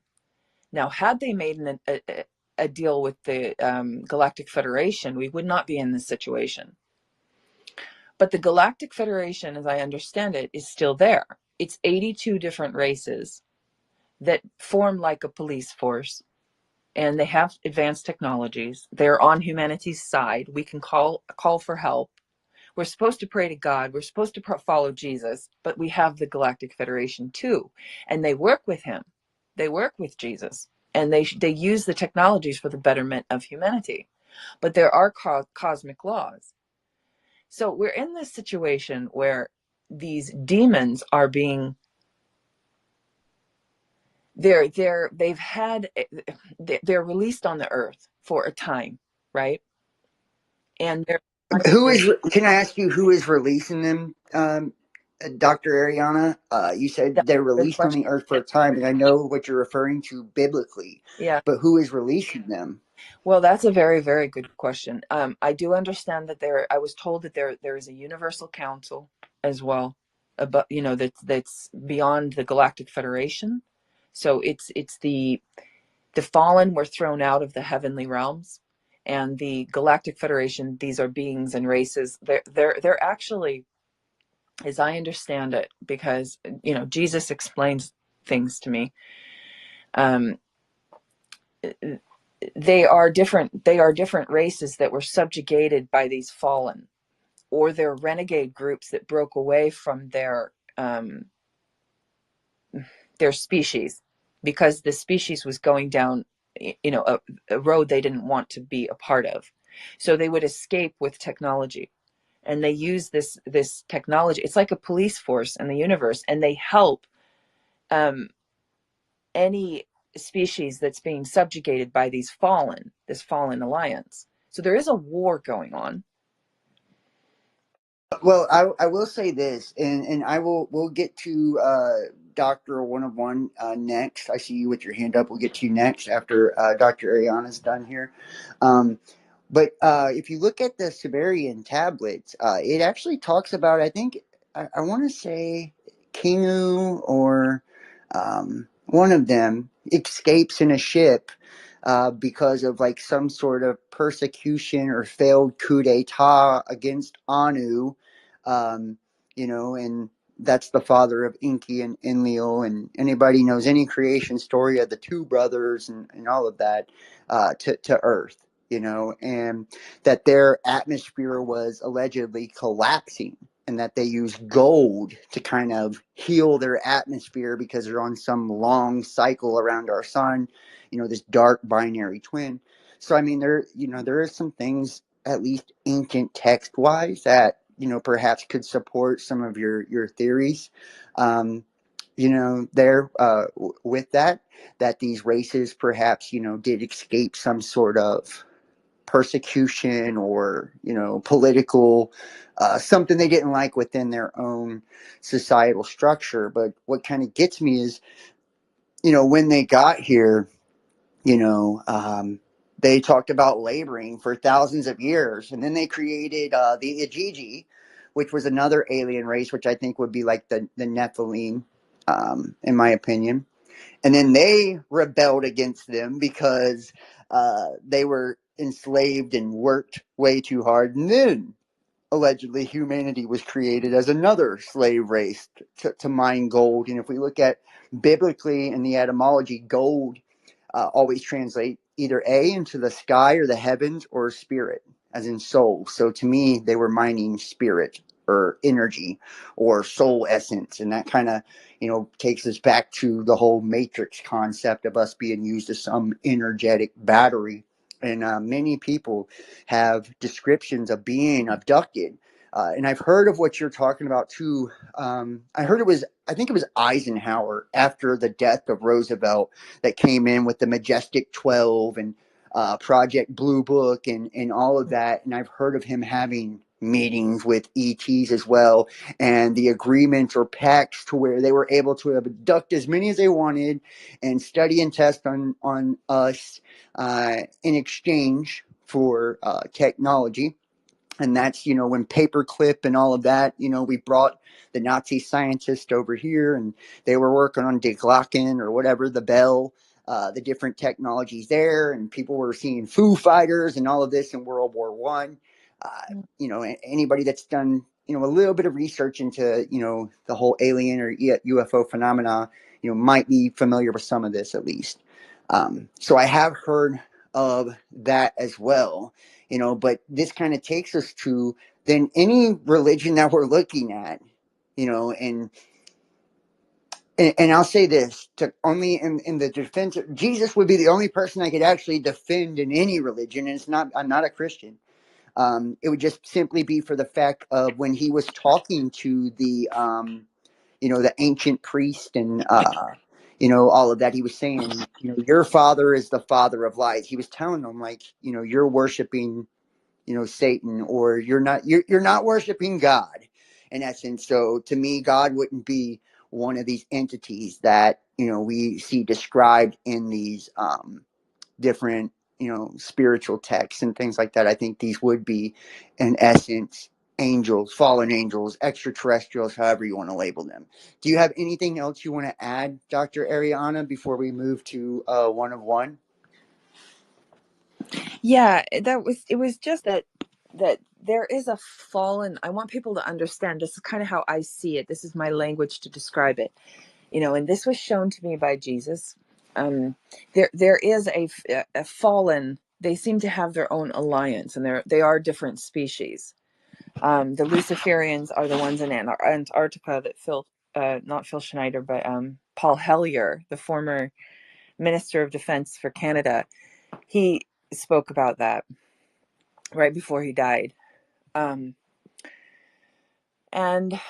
so we have this fallen alliance, then we have a galactic federation that are, benign. And then there's a universal council that is that are geneticists. They populate worlds. So it's like, I think we are coming into the fold. I think there is finally an opening to the universal council again, and we are rising up. We are at war, though, and it is a war of the ages. It is a war of our creation. It's our story. It is scripture. It's all of it. It's in our DNA. It's written on our DNA. So it's we have to rely on like consciousness to retrieve information and wisdom, and have an attitude of surrender to God, if you will, or the living spirit of all things, because it's a real life force energy that does exist, and we need to respect the creation, and this is how we bring change in a real way, in a practical way, because it's through connections and relationships that we restore our humanity. Anyway, that's what I want to say. I'll pass the mic. That was really awesome. All right, I like that. Very very wellly articulated, and I would absolutely agree that there is a living essence or a living life force within all of us. The only thing that I would kind of add is some of the things that you are describing. If you've ever read the Urantia, and I've done videos on the Urantia on YouTube. I don't know if I still have them up or not. But they have a lot of descriptions of these galactic federations, and what they describe is like our solar system or our soul system is quarantined because of the Luciferian rebellion, and that Lucifer rebellion is almost like a virus, a spiritual virus is how it's described. And many people who talk about viruses actually not being organic from our planet, that they come from comets or asteroids, and have entered from outside or external. It just kind of goes down a whole nother rabbit hole of maybe somebody intentionally, and you've heard of like asteroids or comets kind of seeding the earth, and different theories as well, that maybe this whole place, we have been corrupted spiritually by something external to us or some other spiritual force. So I mean, just kind of food for thought there. And now is it Dr. One of One? Yeah, Would you like to jump in and go, brother? absolutely. So I would advise to be very careful when speaking about um, demons or the devil or even God, Jesus Christ, right? And the reason is because people say that Jesus told me this, or I'm going to heaven and therefore you should believe me, and that's all false prophecies. And what I would like to also say is regarding this specific topic is aliens and demons, is that the Vatican has in the formation of the Vatican, it's a religious state of its own, and they've alienated the Pope from the rest of the world. And the Vatican depicts angels as aliens, or angels as extraterrestrials, in a form of sense of what that is and what that means. It's like, what is an angel? Maybe just a energy life form from another dimension, right? And so then it becomes, okay, well, the term illegal alien refers to anybody outside of the state. So I'm in the United States, and an illegal alien would be somebody from Mexico, somebody from Canada, or even somebody from the Vatican. And in the same way, there are 198 countries in the world and 198 different species of illegal aliens. Right. Now, I get what you're saying. So, and I would say this too with the Vatican. The Vatican, the Pope. If you look at kind of like the Jesuits, I don't know if you're ever familiar with the Jesuit oath or any of that. The Pope is titled like the Vicar of Christ, meaning he's like Christ on earth. So it's like they've taken that church and built that religion through that, and the Pope acts as kind of like God on earth, kind of ruling, and that's what we would. And many of the hidden hand, those that we would consider to be the hidden hand, or these fraternal orders or brotherhoods, operate under the dominion of the Pope. So I Yeah. don't know if you have anything else to add, bro. If not, Doctor, I was just gonna say that Vatican means serpent charmer. it means what, Justin? Serp Serpent charmer. Interesting. I did not know that. And I've also seen too, like there's underground things in the Vatican that have a lot of stuff with symbolism, pertaining to Lucifer, and we look at Mary and all that. And I'm not knocking any religion in any way. I'm just saying everything on earth, and this goes for any religion you go to, whether it's Christianity, whether it's Roman Catholicism, it doesn't matter, right? Judaism, it doesn't matter. Every school of thought can be picked apart and correlated to some type of evil agenda, or has a sort of, some type of extraterrestrial connection, or demonic undertone or connotation somewhere in there. Dr. Ariana, Ariana Love, I seen you raise your hand again. Did you have more you Okay. wanted to add? Yeah. So this thing about going to heaven, believing in you're going to heaven, like I don't know. Like right now, my focus is on Earth and what's going on here, and I do believe in Scripture. I do believe in the judgment. I do believe that we are coming to the end, and there is a resurrection. I believe all of these things, and it makes sense technologically to me. It does, because I understand that there are greater forces at play. But the promise, that's what's promised to us, I do believe in that. And I'm not a religious-y person. I've never been.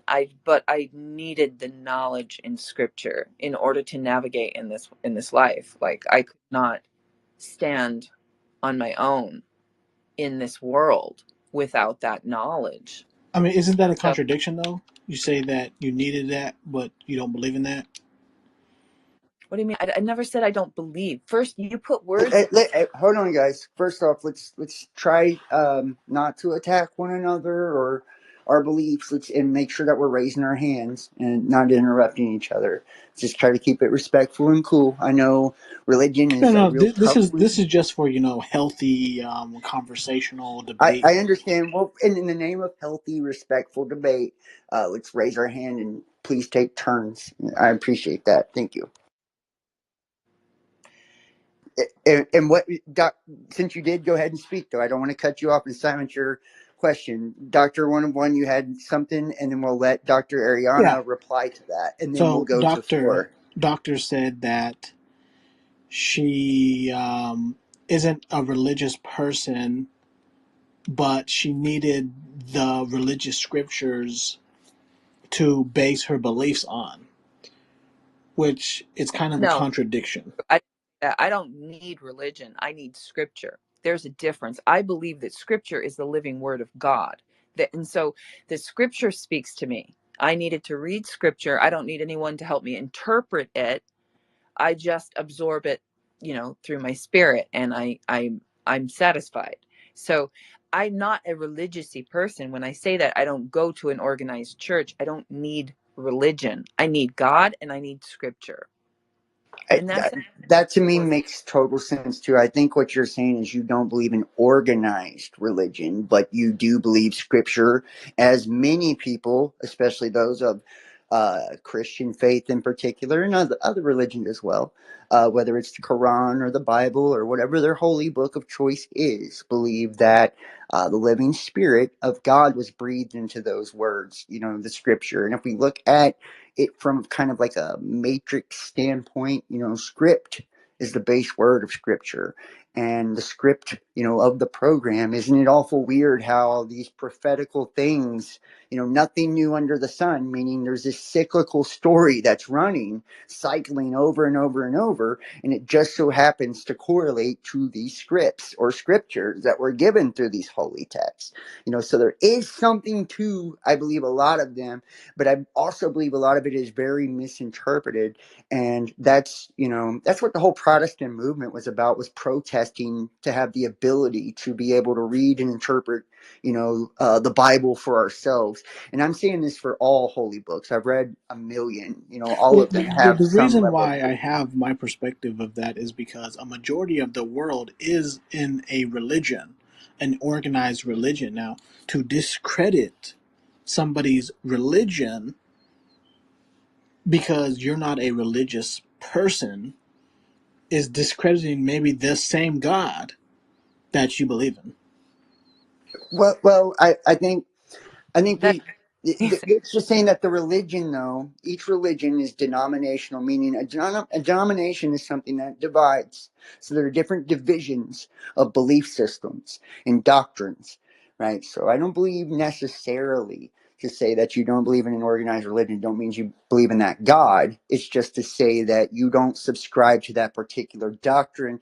And if you are not a believer in organized religion, that you have your own unique doctrine. Now, those who are within the organized religious, structure or system would probably see you as a heretic, Because maybe. regardless of the denomination, if we're the same source, then we're the same source. And if you're a different denomination, I respect you, the same way.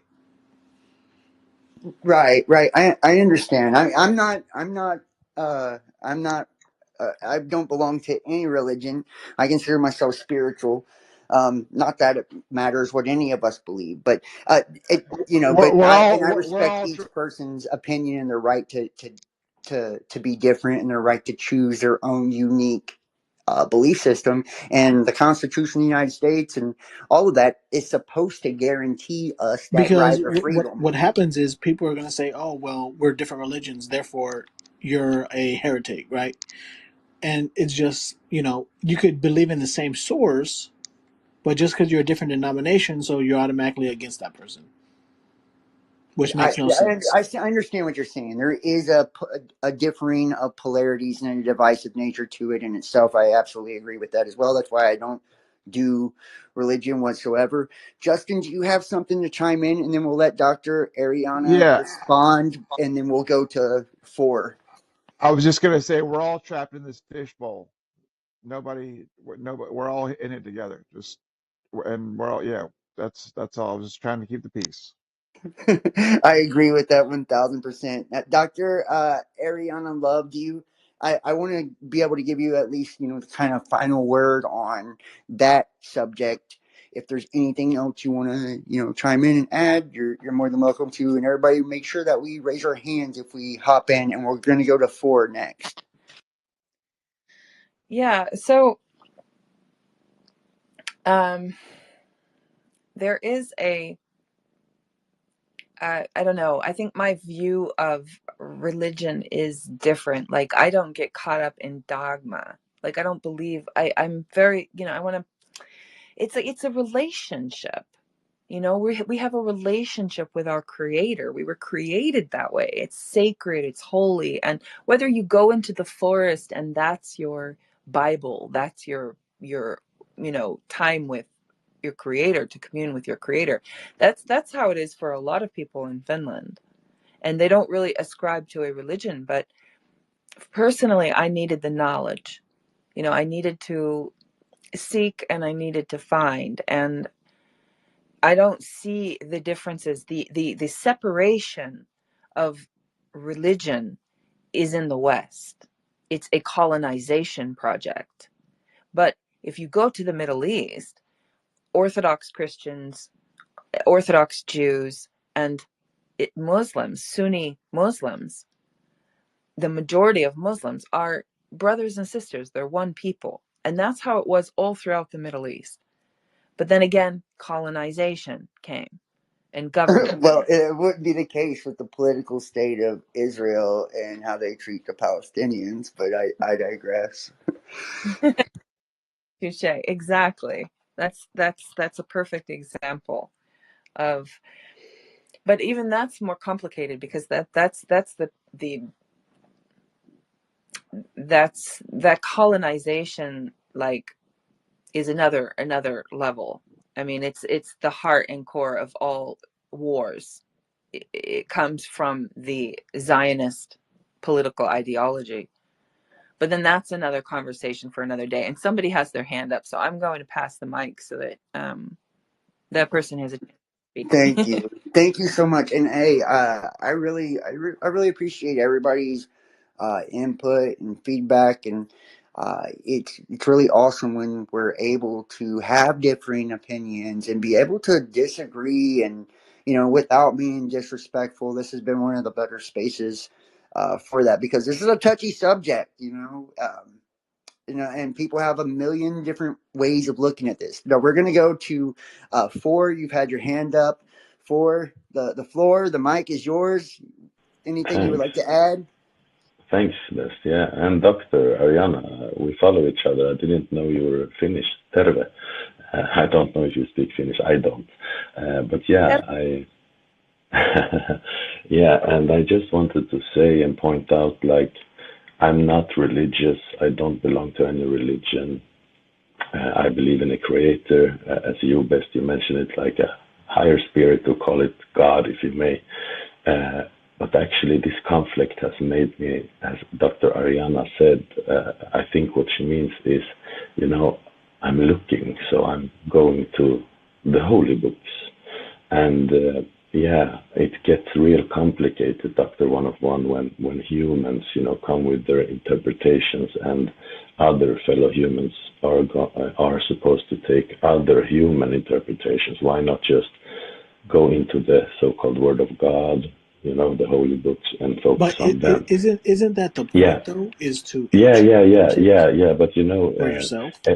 elements can, they have deceived. And my opinion of everything is, when you go back, it's all Luciferian. It ties into Masonry and elitism, the royalties of Europe. Colonialism never ended. Uh, I mean, you can just look. It's actually satanic terrorism, what's going on against the world. And you can trace it back for so long. They are sort of having the children of God, the believers of God, to kill each other. It's extra evil. You can actually tie it back. And I believe the veils of lies has fallen, sort of, because I actually sort of felt it. I know it sounds strange. I think it's strange too. But now the lies, 1 minute, humanity, destroys them. It's ridiculous.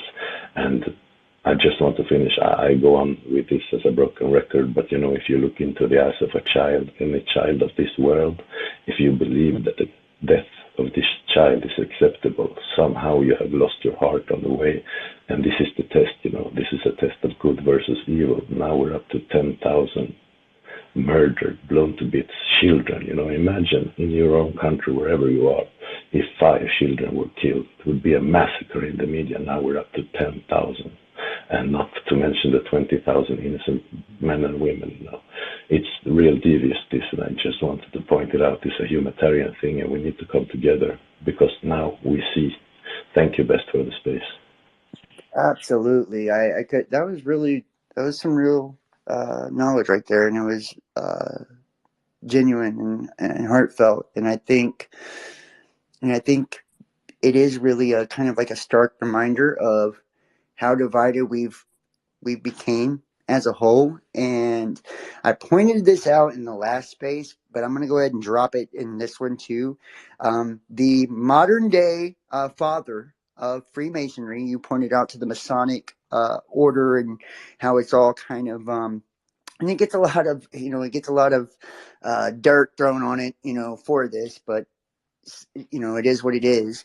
But Albert Pike, he was the Grand Master of the Masonic lodges in the United States of America during his time. He had a letter to Mazzini in 1871 titled "The Three World Wars," where he lays out this, Illuminati Masonic outline for essentially the enslavement of humanity and mass indoctrination into Luciferianism.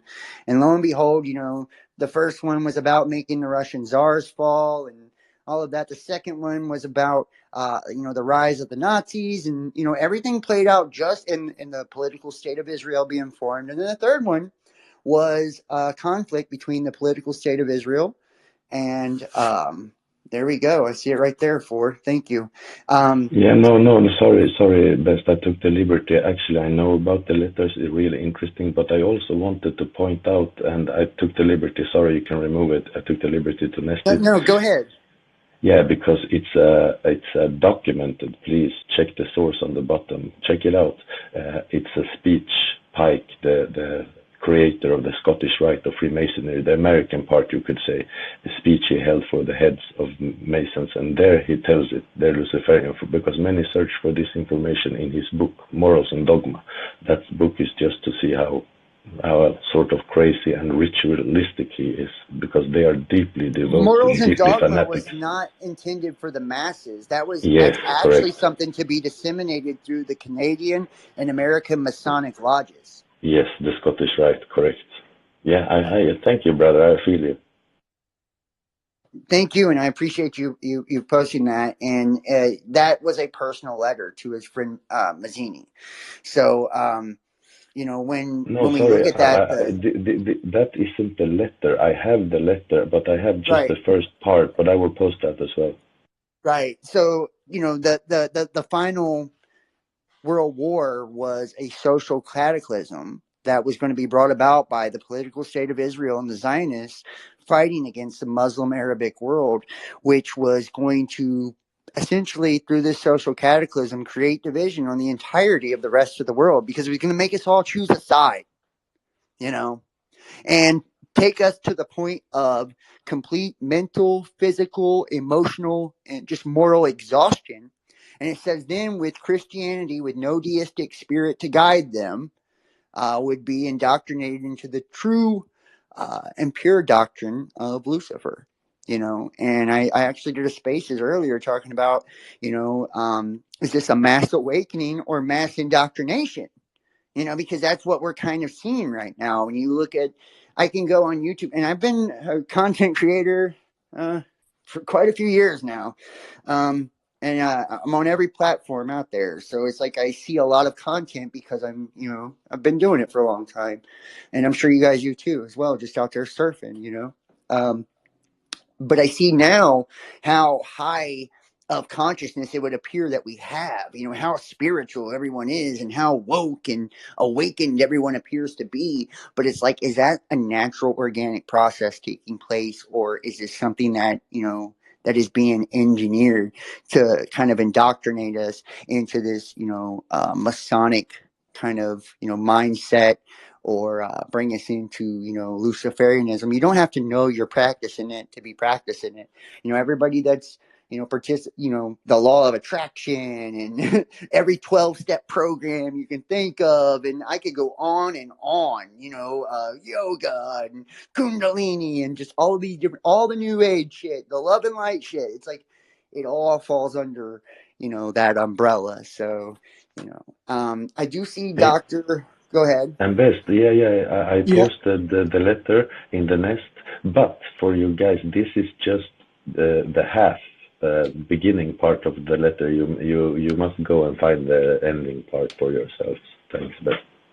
Alrighty, I can I speak now? appreciate it. Go ahead, Doctor One of One. The Go ahead, brother. The Muslims call it paradise, and the Buddhists call it enlightened transcendence.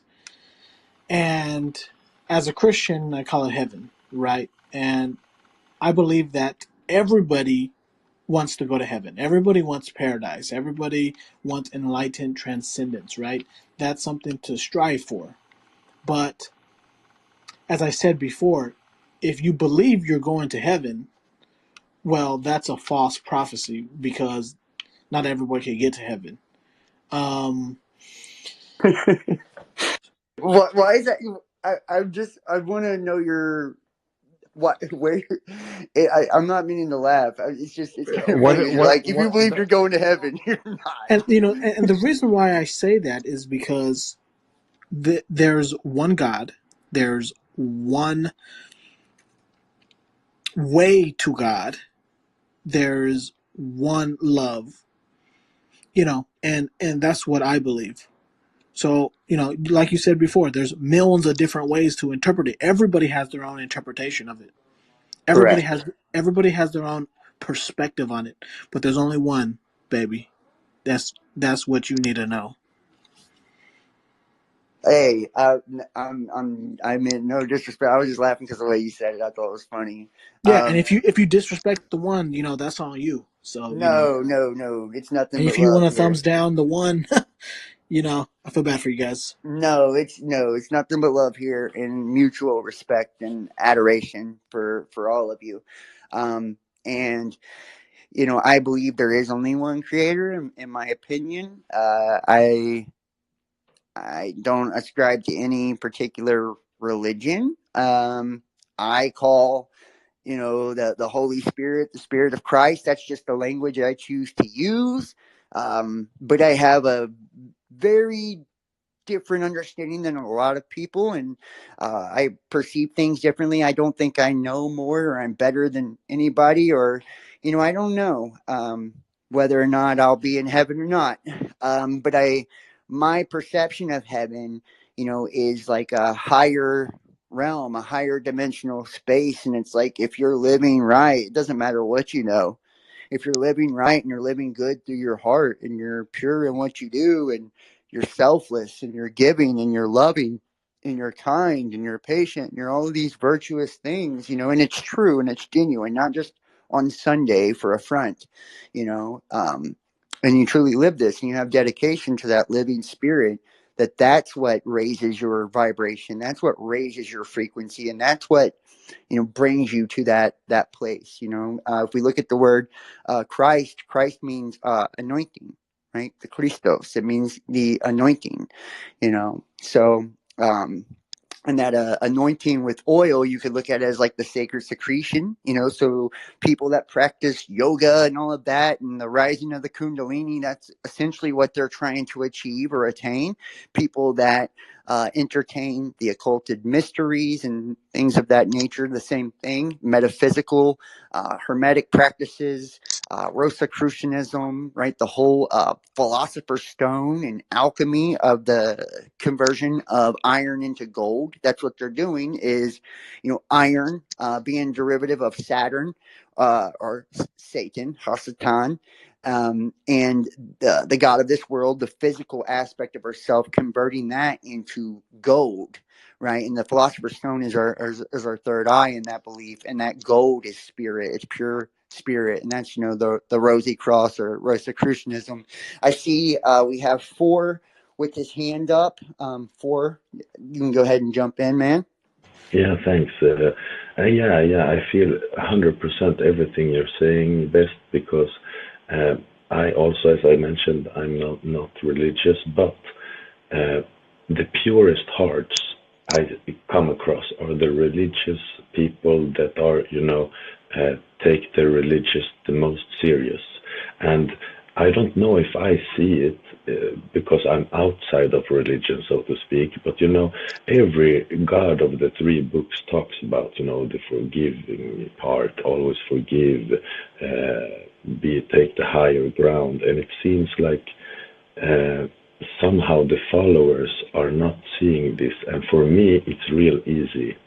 And actually, I just found out through spaces that religions speak about this, especially Islam, which is, well, my father wasn't Muslim in my upbringing. Then he found his way back, but I never became Muslim, so to speak.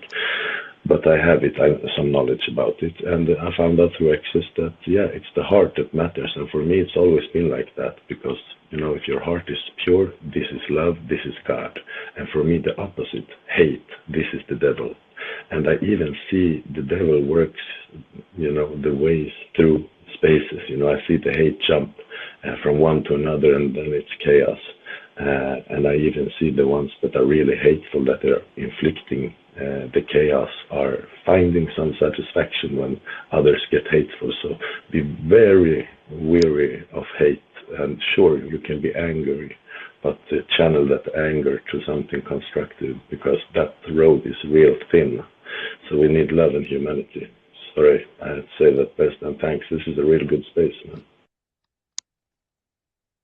I was gonna say that I got a hold of Masonic documents that, like a lot of them, and they were saying that all religions were started by the Masons. Well, if you look at kind of, and I Or don't know if I would or agree with that. Can I masonry. just ask a really quick question for the Yes, sir. people with the Masonic documents? Do you know the term ordo ab chaos? Yes, I do. Order of Yes, chaos. yes, order out of chaos. This is the term the Masons use, and that speaks for itself. But just to kind of make it clear, though, that it's talking about the like the Big Bang type of chaos, that, and anytime that we ascribe meaning to something, anytime that we create denominations or anything like that, any type of divisive uh, construct of the system, we are creating order out of the chaos. That's I so feel that's just that. that principle or understanding just in the Masonic. I'm very familiar with it as well. And the Luciferian principles as well, and Hermetic principles. I've studied this for years. This is what I do.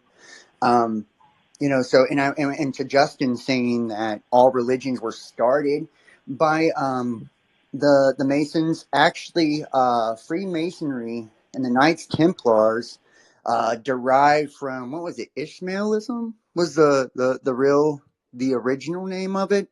And anybody familiar with the story of the Mad Arab and the Necronomicon and all of that. So, I mean, this has been going on a very long time. It actually started over in the Middle East first before it came to the Templars. So this is, I feel everything you say best when you go into the deep history. But have you came across like, um, sure, in the beginning it was good, charity and doing God's work and everything, but it wasn't so long ago. I would say like 500 years ago, it morphed into some dark, even, deeper elements in the already deep elements. no, I'm not disputing that fact at all. There is absolutely a very, very dark element or undertone to Freemasonry, um, and Luciferianism and all of that. And even like if you talk about like Satanism, most people have the image in their mind of like the Anton LaVey satanic Bible of Satanism, but that's your Hollywood Satanism. True Satanism is nothing It, like that. It's the belief spirit that you are your own God. spiritual Satanism.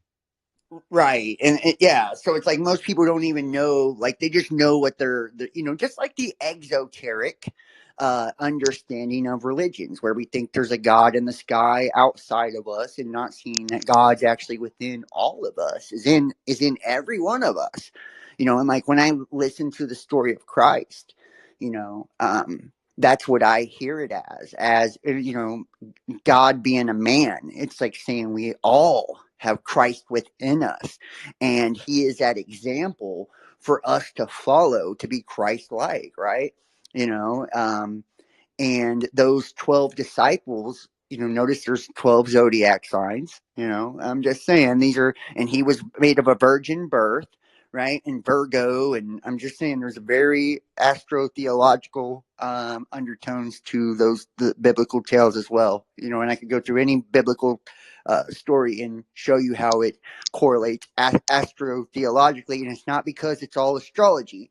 It's because every level of our reality is connected to the spirit, and the spirit animates everything. So we are going to see um, our spirit mirrored in everything. That's why we see it in astrology and numerology and geometry. And, that's why the days of the week correlate to it, the months of the year. And, you see these same repeating numbers, these same repeating concepts, these same repeating archetypes. And you can look into Carl Jung, and the collective unconscious and the Atma and Anima and Animus, and, how he described all of these things. And he was saying the same thing.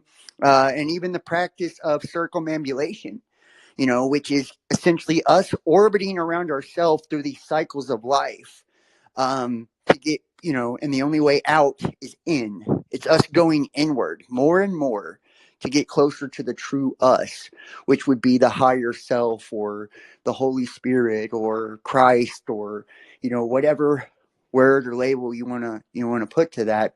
And that's what the hidden hand and these practices truly mean. When they talk about a philosopher's stone, Ark of the Covenant, and think about it, electrical arc, El, who's God, El, electric, right? It's energy, it's electricity.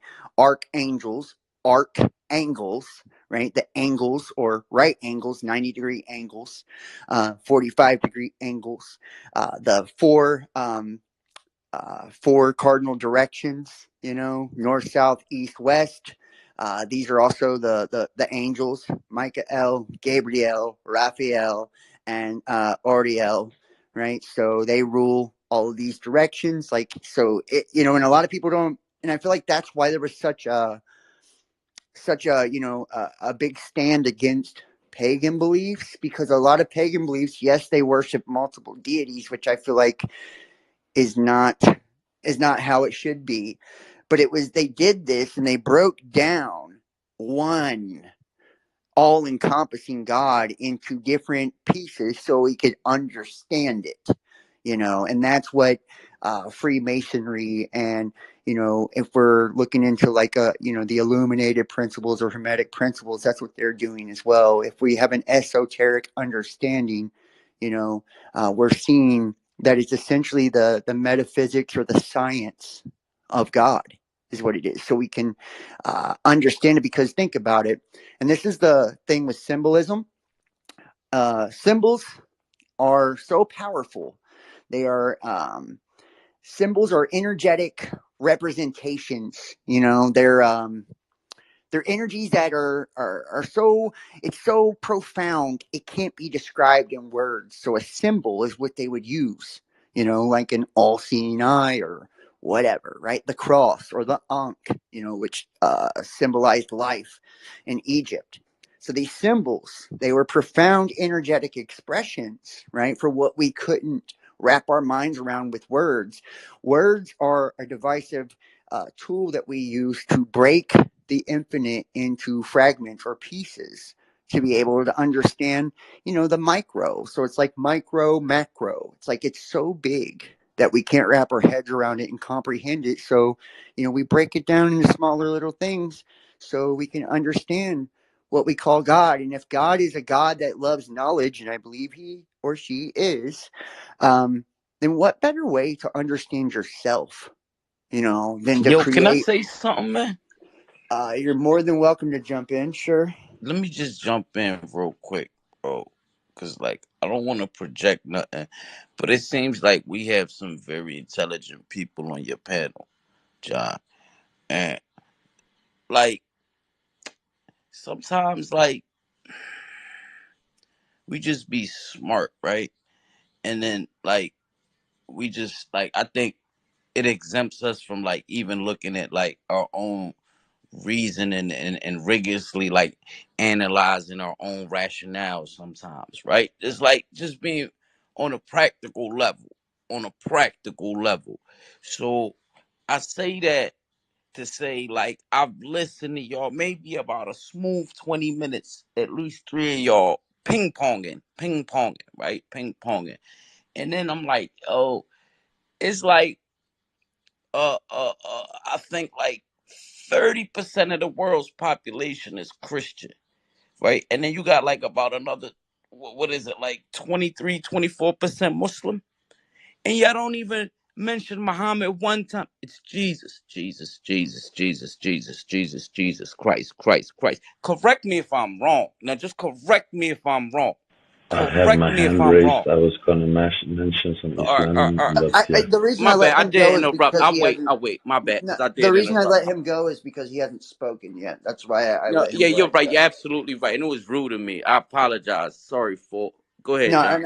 and I didn't mean to jump him ahead of you for it, but I Apologies in wanted to order. allow a new I couldn't speaker to restrain jump in. myself. Apologies. No, go ahead and finish up, bad boy. So, You like, go I ahead and just finish up, brought then it we'll let up to Corey say, go. like, if you look at things, and I'm not trying to be rude or disrespectful, because there's trends in the world, right? And there's a trend of demise of Christianity and rise of, like, what do we call them? Woke. I don't know the terminology, right? I'm not well versed in the internet terminologies, but like woke people, right? Who spiritually conscious and like used to be predominantly who Christians, right? Right. So like, Right, and right. then research shows rise of atheism, rise of Islam, decline of Christian, and it's like basically listening to people who and I don't mean to be rude or condescending, just my opinion, but I'm listening to people who just like saying, yeah, 2 + 2 = 4, but there's no other numbers in the book. Like, this is like, I don't know. I just said that just to say that, but like, it's like there's an elephant in the room that you fail to acknowledge in your rationale on everything that y'all breaking down. Everything y'all breaking down. So this is just me, just from the outside, like, yo, look at these kids getting bombed. Israel, you don't see it? Like, just rationale, not saying you guys are nothing, but like, that's how obvious this is. Like, and the world is picking up to what is it? What is it? Whatever you call it. Like, some call it imperialism, some call it white supremacy. I don't know, Colonialism. colonial, whatever the powers, the Freemasonry, all of that stuff that y'all even mentioned, like Illuminati, some call it, right? But yeah, my bad. Thank you for. No, I understand what you're saying. We it's probably because you It's haven't not been here that logical, long. John. You're not being logical. No, I think I mean, that's your opinion. You're more It's not than. an opinion. It's a fact. The whole world knows It's your this. opinion. It's like it's like. Who's All right, talking? Is bad sorry. guy talking? It's back Is and it forth bad guy switch. Yeah, talking? no. Look, I mean, Who, um, who was that? I'm more than open and more than willing to, anybody that respectfully disagrees with me or has their own point of view. That's, everybody is entitled to that, their own opinion if they feel it's fact. But you haven't been here the entire time. We have. Talked about the political state of Israel and Zionism and what they're doing to Palestine and the Palestinians. And the reason I think, that a lot of I didn't mean people. to think that was nothing Well, to do I'm with just the point. saying, but we've talked about a lot of different schools of thought, Eastern, Western, you name it. And I think a lot of the reason you hear people, and you got to understand too, that this is just the terminology that people use because most of the people in this chat are predominantly from the Western world and the United States, which were probably raised predominantly Christian. It's like they would, if they were in the Middle East, like Forrest said, his father, was Muslim. I can tell you, I live in the city in Cincinnati. My neighbors are Islamic. Like it just depends on where you're raised and where you come from. Is like what angle you're going to approach this from. So that's all I'm saying. I think for us, we have to be careful that we don't shut ourselves off or close ourselves off to what another man has to add or another woman has to add to the conversation or the subject, because it doesn't jive with, it doesn't tickle our ears. It's not what we, the way we want it to be said or the way we want to hear it. But I absolutely appreciate you. And, if you want to jump back in, raise your hand. You're more than welcome to. The reason I let you go ahead of 4 there is because you hadn't spoken yet, but we're going to go to 4 now. 4 has had his hand up for a while. Anybody else who wants to jump in and talk, you're more than welcome to. Just raise your hand and we'll add you on in. I appreciate everybody for being respectful and being cool. So go ahead, 4. Thanks. Yeah, actually, it's funny because what I was going to say ties into what we were talking about and what we're now talking about. Because I'm sure you know it best. Because when you trace religion back, actually, this is what bad guy was talking about. The moving on part. Actually, Islam stands out. But of course, the Old Testament is the Torah, and the Bible and the Torah, if you trace it back, it all ties back to Egypt. We can see the ones that rules the world. They even transport obelisks from Egypt to put them up. If they don't transport them and get the hands of the real deal, they build them. And from there, it goes back to Iran. Historically, the regions. It's Mithra, the Winter Iran was goddess Babylon. Mithra. Yeah, of course. And the satanic ones, they're real Babylonian worshippers that believes in Baal, the bull, the red bull, Wall Street bull, it's everywhere. And Islam actually stands out. And I see your sister Jamila is here. She always listens. I hear her speak sometimes. She's a great speaker. And my wife is Swedish. And actually this conflict, we were scratching our heads, and I have known the world has been corrupt and satanic for so long. But this made me, curious of the religions, and now in spaces. So we're actually, now it's delayed. It's I don't know, many are probably curious. Bad guy said it, but we ordered the Quran and we are reading it because actually I spoke about with this fact with Jamila yesterday. Some parts of even the Quran are unknown to Muslims. A topic came up that 2 friends, they are based in the UK, didn't know, and it's a really wow thing. And Jamila said she just found out about it a few years back. She's born. Sorry for speaking for you, Jamila, but she's born into it. And I just wanted to point out that this whole conflict will make so many people, look for answers in the Word of God, because I believe this is a true test of good versus evil. Because we all see what's going on, and it's horrible. Yeah, sorry, I just wanted to say that. Right, and I couldn't agree more. And that's to kind of take it back to our the main topic of aliens or demons or ETs and the gods, one and the same. And you talk about this good versus evil. I feel like no matter what form or these entities are taking, whether they're interdimensional species or they are subconscious, unconscious aspects of the human collective, or they're actual deities, demigods and gods and angels and luminaries and whatnot, and they actually know the creator, or what we're calling the creator.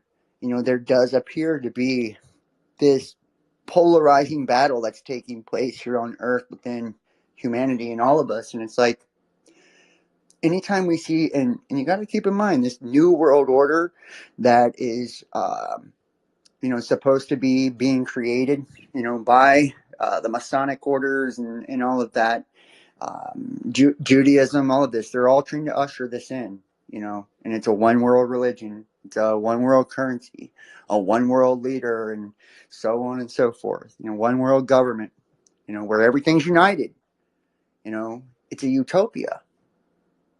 People have this concept in their head or this idea in their head because what they're fed through television and propagated through religion is that somehow, this antichrist is going to come in and it's all going to be destruction and fire and brimstone. But, they're not seeing that the old world, dies and breaks down, and these social cataclysms, as written by Albert Pike, and all of this, that have kind of been laid out. They knew that there was this time coming where the age was ending, the cycle was ending, and consciousness would shift. Whether it is attributed to astrological alignments, solar cycles, and solar activity, which we know for a fact scientifically directly correlates to brain activity in our neurons and how long we live, how intelligent we are, so on and so forth. And we know through geological records that every so often, there's magnetic reversals and, the continent shifting and all of this, and not to mention all of the prophecies of every single book out there, every religion, has talked about this too. And then you take into account the new age spiritual movement where everybody's channeling very similar information. It's like this rising consciousness, this one world system is supposed to be this euphoric vision of humanity all uniting. Putting down all the organized religion, putting down all of these things that we're seeing crumble, this fall of Christianity and all of that bad guy or whatever was referring to. Like, that is part of the plan and part of the process. And you got to even think, even Christ talked about, birthing pangs. It's like we're birthing something new. That's why the world is in a crazy, chaotic state, because it's like the birthing process. This is a new age that's being born. And if we look at it astrologically, it really is a new age. We're going from the age of Pisces into the Aquarian age, and the disciples even asked Jesus, they said, how will we know? How will we know when you'll return? And he said, when you see the man carrying a pail of water, follow him into his house. The man carrying the pail of water, is Aquarius. And it's his astrological house. And notice Pisces is, water. It's the two fish duality. The Earth's 70% water. We're 70% water. And it's man now using the air or the ether. And they have that bucket of water because they've mastered the water. Christ walks on water, right? Mastering the physical and emotional self, and doing things from a conscious place. And Aquarian energy also has to do with social structure, and it makes things more about a collective instead of the individual. It also has to do with technology. That's why you see the rise in artificial intelligence and 5G and all of this. So it's like, I know we try to put our limited concepts and things like that, and it's hard for us to understand what's really beyond our fucking understanding, if you think about it. Like, we want to understand what's happening. We want to understand what's going on. We want to know, what changes are taking place. But if nobody alive on this earth has ever experienced this. I feel like when these cycles end, they're massive, massive moments in humanity. And that's why you look at all these ancient civilizations and nobody has any fucking recollection of what happened and how they ended. The Mayans just disappeared, how the pyramids got built. It's because, these destructions and shit have followed. Whenever we reach this pinnacle or this zenith in consciousness, all of a sudden we get wiped out. And a lot of times it's being credited to or attributed to God. But which God? Who is it? Is it us and our inability to learn our lessons? And hold on, buddy. I'll get to you. Is it us or our inability to learn our lessons? And we intellectually outgrow our spiritual maturity. So we're not spiritually mature enough to handle how smart we get, and we end up fucking blowing ourselves up, or, attracting terrible, evil things. I feel like that would be a very logical explanation if you think about it, because every book and prophecy and whatnot, has a destructive ending in it. You know, even the book of Revelations, and which Revelation actually just means a revealing. Apocalypse means a revealing. Apocalyptos in Greek, it means to reveal, you know. So it's like whenever we look at this, you know, every book talking about these destructive endings and stuff, and we have this conscious power to manifest and attract things, whether we're aware of that or not. We're starting to become aware of it through science and all that, the quantum aspect of our being and essence. And that's how we know about interdimensional entities and ETs and all of that. Like, because of the metaphysical aspects of these things, we're starting to grasp and understand, but we're not there yet. And you think about how Edgar Casey talked about New Atlantis, and that would be the United States. And, you know, Atlantis, the story in the fall of that was they basically got too big for their fucking britches, you know, and they sunk themselves because they were playing with things they shouldn't. They were manipulating things they shouldn't. They were playing God, in essence. And we're doing that now, once again. So it's like, are we going to bring this destruction back again at this cycle? Or are we going to outgrow the things of old, you know, the lessons we should have learned, you know, that no man or woman is different based on their religion or sex or age or race, or that we're all equal. We all deserve to be loved, respected, embraced. We all deserve to be free. Bro, can you land your plane, or are you not taking any questions? I am taking questions. Hey, I would. I I'll don't, give I but don't you. even, bro. I've lost Yo, track of what you're saying. go I, ahead. It's like, It's on him. I was just gonna say good night. It's been a pleasure talking, catching up with you, John. We'll have to do it again. Nice meeting everyone. All right, thank you, bro.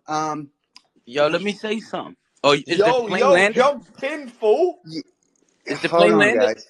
No, Who? it was on. I have Yeah. my hand up, but is the plane? I was just Go double check. ahead. I'll Go go ahead, back Bro, bad on mute. guy. I don't even know where this plane is going.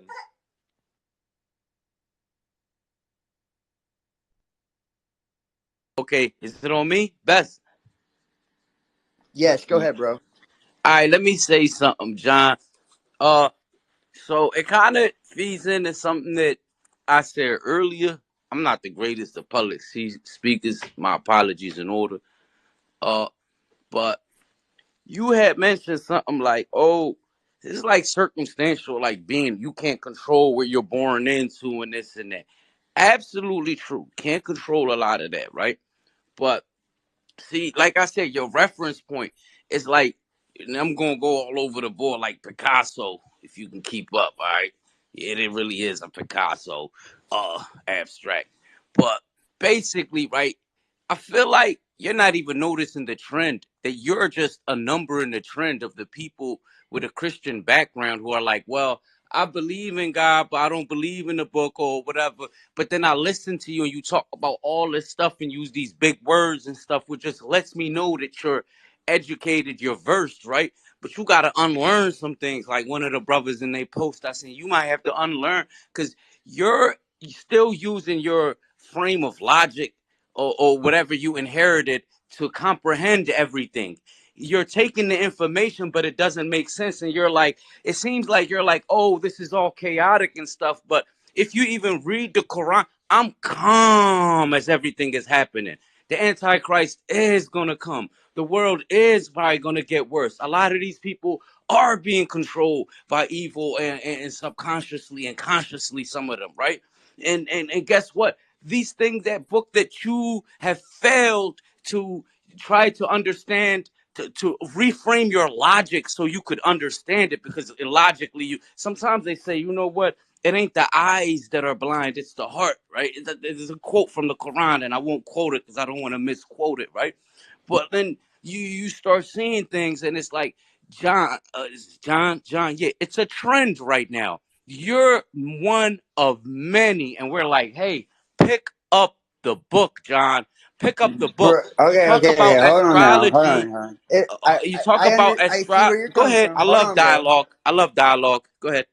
Okay, yeah. I don't know. I don't know what it has to do with my belief system, These but were your I've words. been doing this These were for a your words. decade, and I started off just a Christian fundamentalist, and I don't think you really know my background to I even didn't speak say I on did. that. I just used some of the words And that then you pick said up the and book. understanding the nature of the I've read the conversation. Quran. I've read the Quran, and I've read the Bible. I've read a lot. and it has nothing to do with being educated. It's just the way I speak. But did You you know, did and you the Bible understand the says, Quran? don't worry about Did you you understand the know, Quran? don't Let me look at ask you. this. Did you understand I it? did understand it, bro. I did understand it, and I'm just telling you that a lot of these religious books talk about, you know, why worry about the speck in your brother's eye when you should When worry you about the say log in your religion, own. hold on. Islam is not even a religion, bro. It's more so a way of life. When you talk I about don't really religion, you're right. understand You're what this right. has to There's do with people who anything. control these religions, the governing body. Look, the main people. Here's one thing I want to show you something, right? And I'm just going like, just You chill, don't think because I'm that not those even like the religions were Dawa guy. used You as feel systems me? of control as Let me well? land, John. I mannerisms. Remember? See. All right. So John, look, right? I listen to people like you all the time, right? And I learned a lot of stuff from. I say people like you. I'm sorry, right? Yeah. Yeah. You see the trigger words, and it wasn't even like a trigger, right? But I'm like, how do you? You see, I got to get better at it, right? But I'm learning. Um. So John, I listen to smart people like you. Is that cool? However, it doesn't matter. I See, when just I feel add that an when you say adjective, it something was like that, different, you're right? putting me in a box. Now you're not cool with being called. So look, right? Because you seem intelligent to me, right? You read somebody who read the Quran, you see what I'm saying? Read the Bible, all of that. You got to be a little bit intelligent. So, um, I listen to people and you know what they told me? They said all these religions, there's like a governing body and the main controlling body and person usually, like, and mainly the people who originated or like it's mainly just them in a majority of it, right? So, and then I looked at the Muslim, and me, I was a Muslim, right? I was a Muslim. I was born a Muslim. I grew up in a Muslim family, but at some point I consciously chose to be a Muslim. Like even though I was a Muslim, I was like, you know what, bro? I'm taking this for granted, like, because you think your mind, Allah challenges you to ponder on the Quran. Sorry for I see you waving, right? So like I consciously like from an academic standpoint chose this, right? It was like 1+1 = 2. But my point is to you, right? When I looked at the Muslim and they said, "Oh, it started in Saudi Arabia with the Prophet Muhammad sallallahu alaihi wasallam's tribe," and then I looked and I said, "Damn, the minor, the hold on, how they not the majority? Wait, all these other religions fit this religious what do you call it criteria, right? To be, but like I'm like, hold on, there's more African Muslims, and then there's more Asian and Asian. When I said there's more Pakistanis than the Arabs and India, I said, because if something's for everybody, then it got to be for everybody. And yes, John, there is something that's going to make everything. It's Islam. You're like, oh, you're thinking it's the government or the New World Order. It's right under your nose. But sorry for my delivery, and I'm gonna just go back to listen. I wish you the No, best, John brother, I King, but appreciate it sometimes the either answer's way. under your nose, bro. Don't I, be too smart. I got you, and I appreciate your input, and I respect your point of view and your opinion. And you know, I've studied Prophet Muhammad, and you know, a lot of different. It's to me, it's no matter of fact, it's younger than a lot of the religions. So just to be honest, like It once so, Christianity was too. I'm not a Christian, so I I mean. never said you was. Why is you getting defensive? Chill. I'm It was just good. I'm just saying it's well because you're I'm comparing gonna it to go back to listening, Christianity like as I if promised. that's where Sorry. I'm coming from. That's what I mean. Like you're saying, oh, it's right in your nose. So what? I need if I follow Islam, then I have the truth. I don't think so. That's also another Can I form of jump in, bro? control. Yeah, Can I and jump in? I'm gonna let Wake Up jump in because he has not spoken yet. So Yeah, Wake what Up, up, go what ahead up, and get what in up, there. what up, homeboy? Hey, No, bro. hey, I just wanted to make you understand that whether you choose Islam or not, you are religious by nature. Religious meaning that you have to believe into something in order to live. You have to believe you can walk in order to walk. You have to believe you can swallow your food in order to swallow your food. Everything you do is based on belief. So Agree. whether you choose Islam as that is your choice, or you can choose to worship the government, or you can choose to worship and follow the person on your TV, this latest singer, the latest footballer. It doesn't matter. You are going to be led by something or somebody. And that is just facts. There is no way you can live your life as an absolute meat stick that just exists. That is impossible. So our argument is the only key to life is Islam. Through Islam, Islam is a guide to life. So Hey, whilst look, I'm not disputing that it's a guide. Look, and I agree with you. We are in nature. We do like we worship or we we believe it's about everything because our thoughts create our reality is about what we believe and what we attract and project and all of that. That's how manifestation works. yes, Um, okay, that's perfect. So I just wanted to also address the fact that you seem to have come to an understanding that we are somewhat more advanced and more developed than previous civilizations that have fell. I don't think so. I think we're just now getting to an advanced or Yes. developed So state. I think we've been way more like higher conscious and unified than in the past than we are now. yeah, yeah, exactly. Basically meaning you can make an upside down pen with invisible ink, but ultimately there's always been a pencil. And it's just pretty much like that sort of philosophy. I'm not saying that we're not more advanced, but 100% every civilization that's functioned on atheistic slash progressive um, constitutions like the Rome's, they've always fell, and we're basically going to fall ourselves because we've taken God and religion out of the equation in our empire. So this is why we're projecting to fall, and it's happening. Like, look at the amount of wars, killing, suffering. This has just happened over and over again. Every civilization has been through it.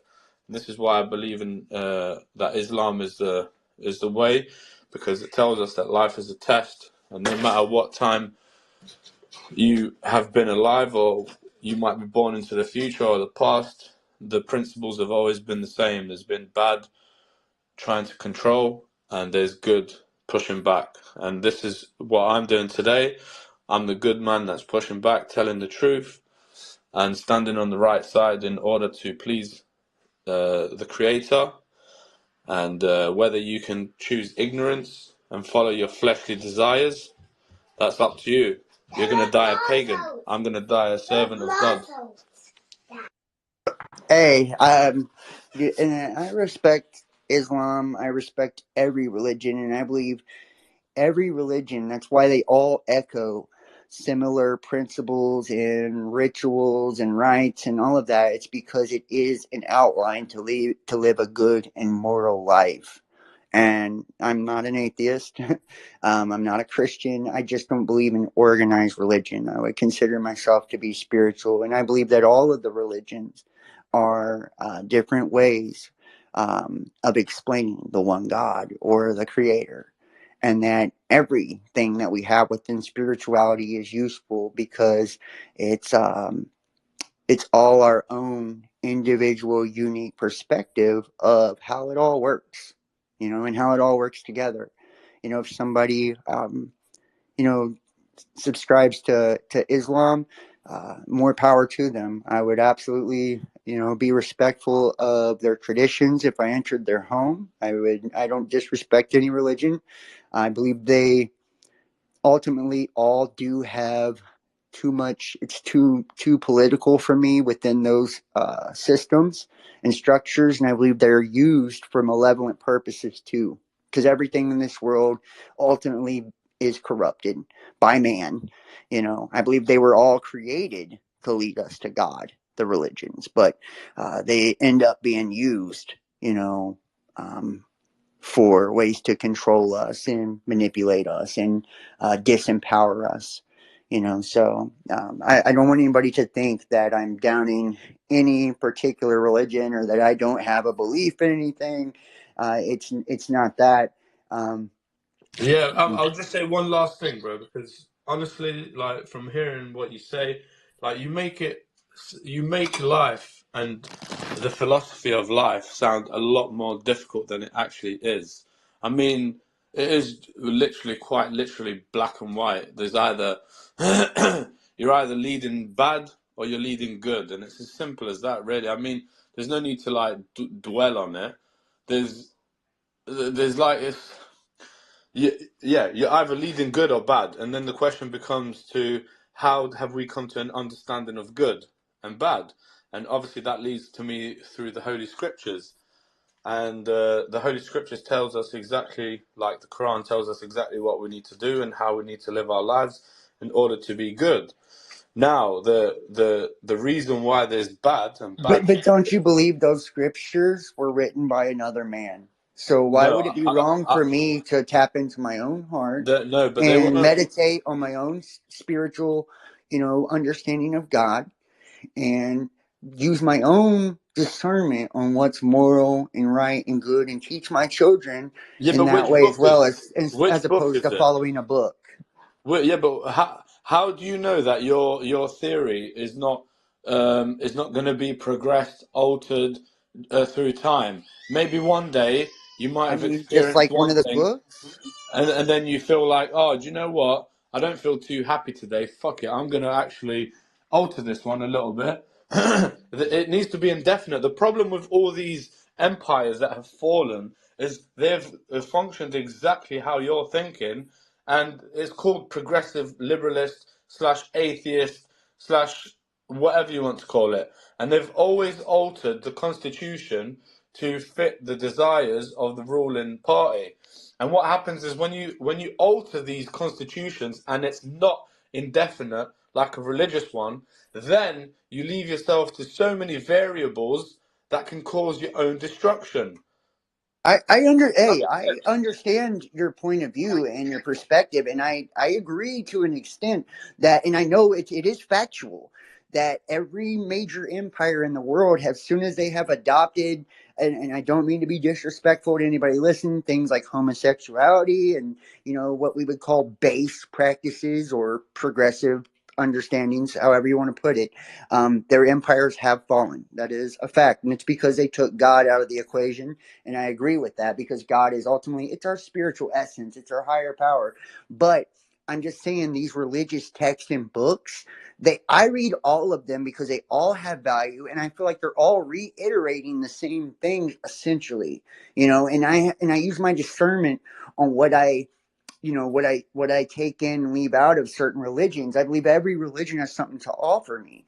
So it's not like I'm discounting Muhammad or I'm discounting Christ or any of them at all. I'm not at all. I believe that these were all holy men and prophets, and they were deeply, deeply in touch with God, the Creator.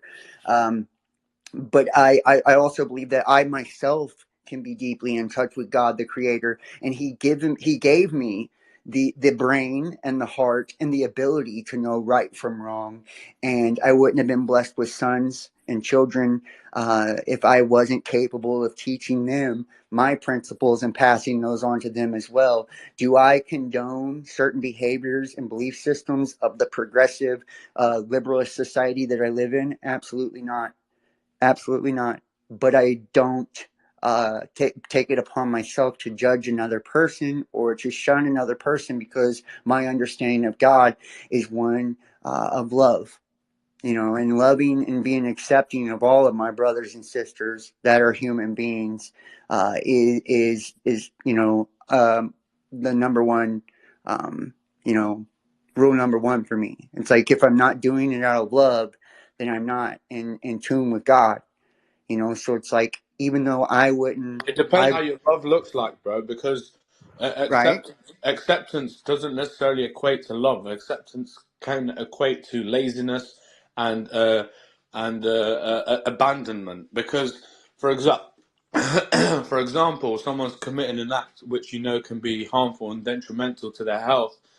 You can say, "Oh, I'm doing it. I'm accepting it out of love. They can do whatever they want," or you can say, "I'm intervening out of concern and concern for the well-being of my fellow human being, and I'm going to intervene and let them know that this is wrong and this is not what you should be doing because it can be harmful. Da, da, da, da. So the way you're claiming to be acceptant, I'm not like having a dig at you. It's just the philosophy behind acceptance doesn't always equate to love. It can also equate to abandonment and laziness. So yeah, I just wanted I to. agree. Acceptance can be an excuse to excuse things that shouldn't be excusable.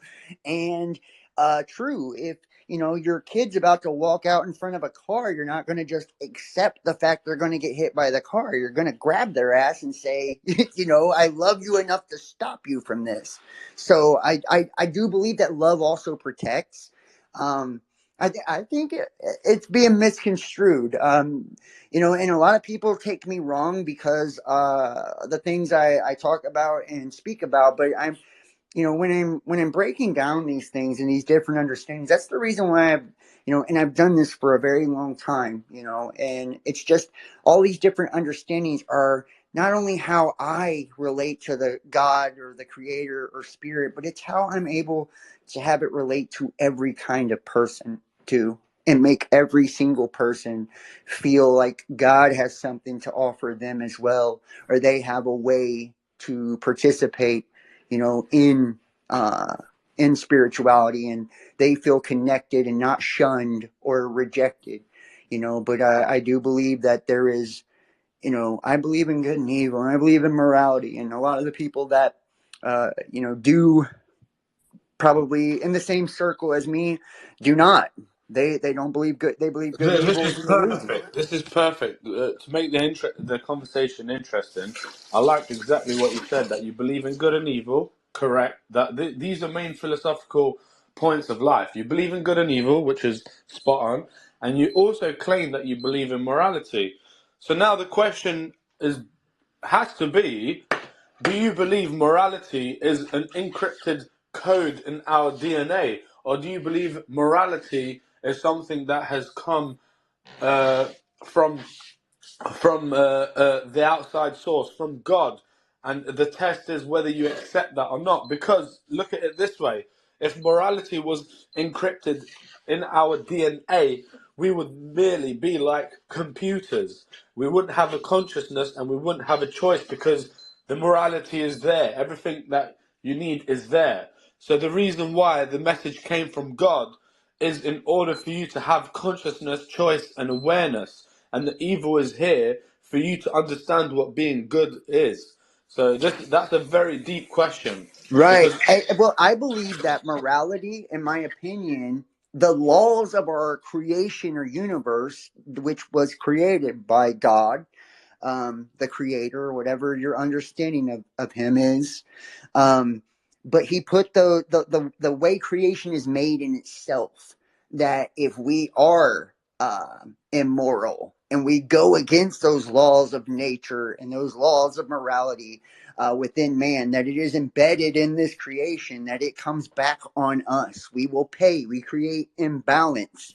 That's why empires topple. That's why people believe in karma or sin, because there is repercussions to breaking the laws of God and what is inherently encoded in this system and within us, humanity. Like, we have it also within us, but we have the freedom to choose one way or the other. But we prosper when we choose to live a moral life. We prosper and we're abundant, and we take the path of least resistance, when we follow what is true and what is right, and we don't infringe upon the natural things of this world. I believe, like, there is male and female, and there's black and white, left and right, up and down. We know that there is an inverse to everything, and that this is a system of opposites and balance. It's a dualistic system that it's basically laid out in our being,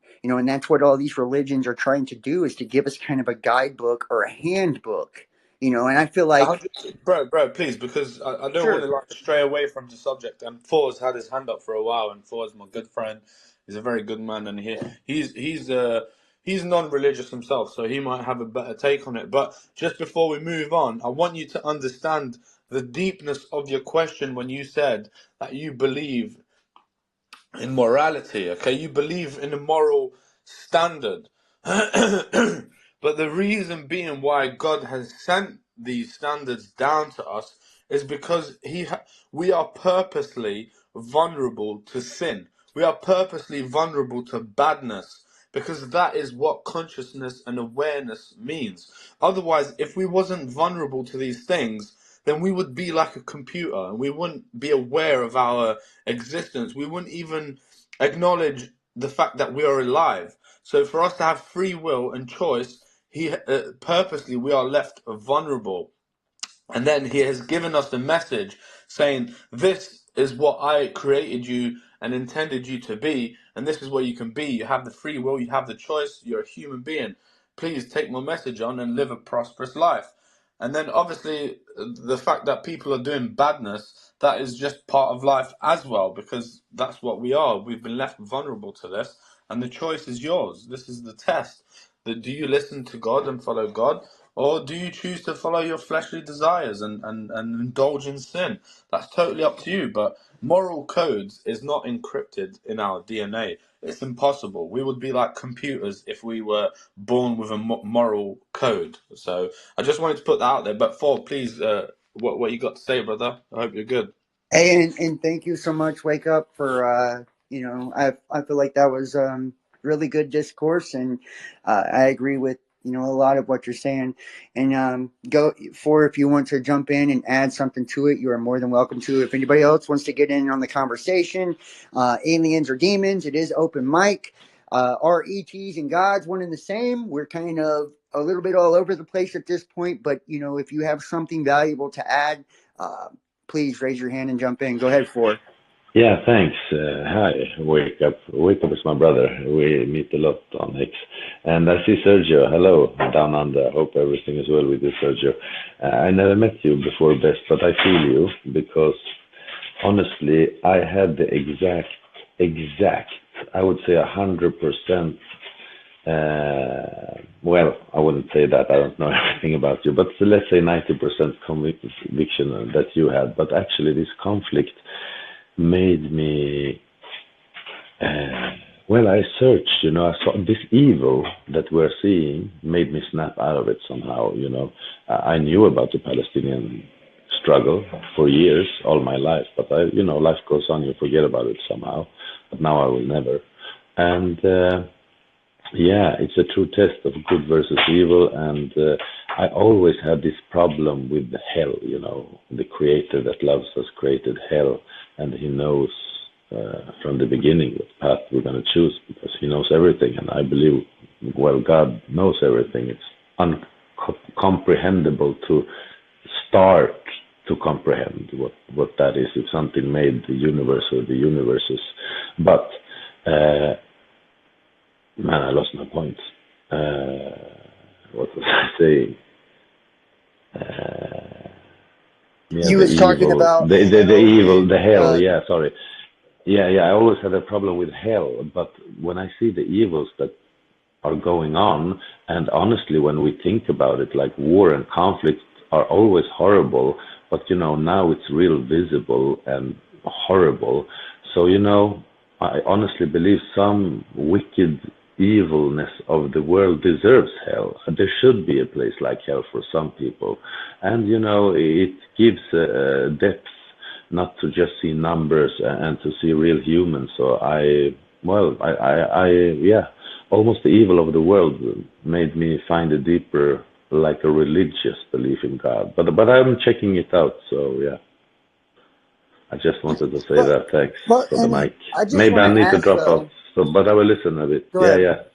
No, go ahead. No, please. Finish. No. I I know. was I gonna just say want to say like. maybe I will drop off, but I will listen to your Well, I was just gonna say like. thoughts. How can we say though like someone that is born in another part of the world, let's say whether they're Native American, Caucasian, African American, Hispanic, whatever, and they have a different religious belief, then how would they deserve, hell or, You know, Yeah, yeah. For me to answer Yeah, that. and not that wake up for you. I forgot a you can't really help where you're important thing. born and your family, No, you no, no, know? no, no, Yeah, no. yeah, and wake up, wake up, wake up, wake up. You wasn't here from the beginning. It's a recorded space. You should listen to it back. But wake up. You made this yesterday. I don't know if you heard it, Shamila. You always listen. But bro, you can't say like you're going to hell. I'm going to heaven. This, you know, I believe. I'm not sure, but I I was believe just the about Quran to answer forbids that, it. bro. You know. I Yeah, was just but you about to know, answer that. So my religion teaches me don't that. get angry. Yeah, yeah, no, no, no. That we can't decide who goes It's to all hell and love. heaven. It's oh, God can only make that decision. But God also states that the ultimate that is your judgment day is what's in your heart. So the things that you feel. If you go to sleep at night and all you have is nightmares, you're gonna live in hell, right? Meaning that people who have committed murder, you don't know what these people are dreaming about. People who have committed murder, they can't sleep at night. They're living in hell already. So this is like it's in their heart. It's embedded in them. So yeah, ultimately it all depends what's in your heart. It's not about the revelations you accept and stuff like that. If you have a good heart and you have good intentions, only God can see that. Yourself and God himself. So and nobody else can see what's in your heart. That's why it's not up to anybody else to make that judgment. You know, as long as you cause me no loss or harm, I'll be living side by side with you, regardless of what you believe in. You know. Right, right. And I believe it was the Egyptians that had the belief when you entered into the afterlife that I think it was the god Anubis, which was the lord of the underworld. He would weigh your heart against a feather, you know, and it was like symbolic of, you know, somebody who has a heavy heart, you know, like, or a heavy conscience, you know, it's because of all of the negativity and the things that they put out throughout their lifetime, you know, all they've been done to others or Definitely, definitely, bro. That's spot on. And also, you need to understand that killing is like the ultimate sin, right? So then you realize, oh shit, now it makes sense to why all these veterans and soldiers kill themselves. The blind people would say, oh, they just kill themselves because of the things they've seen. It's like, no, no, no. It's the things they've done that is the problem, not the things they've seen. Because everybody gets exposed to a certain degree of badness. Like online, you might see it, like we're seeing clearly children being blown up and women being blown up, and you know it's disgusting. It's not the things that you've seen; it's the things that you've done. You know, and killing is the ultimate sin. So makes right. sense. And it's so unnatural to us that in Vietnam, this is how modern day video games actually came about. That what they were finding was that the men, when they would, you know, run up on the other men, that they could, once they looked the other man in the eyes, they couldn't kill him. They couldn't pull the trigger. Like, they would literally break down, run the other way, you know, because there was something inherently in them that was just resisting wanting to murder, because they knew in their soul and in their spirit it wasn't right. Nobody that's got a right mind or right heart or right soul wants to harm another human being. That's something demonic, in my opinion, you know. So they created these simulations, that way they would practice, you know, simulate through like video games, shooting over and over and over. That way it was almost like repetitious. That way when they got out on the battlefield, they could just jump off the plane and pop Even the guy and it'd be even automatic. deeper than that, bro. Even deeper than that. If you look at the organization and the peoples that are carrying out the most evil acts, they are the followers of the Talmud, right? Now you look at the I agree. Talmud. Yeah, you look at the Talmud and look at what it teaches.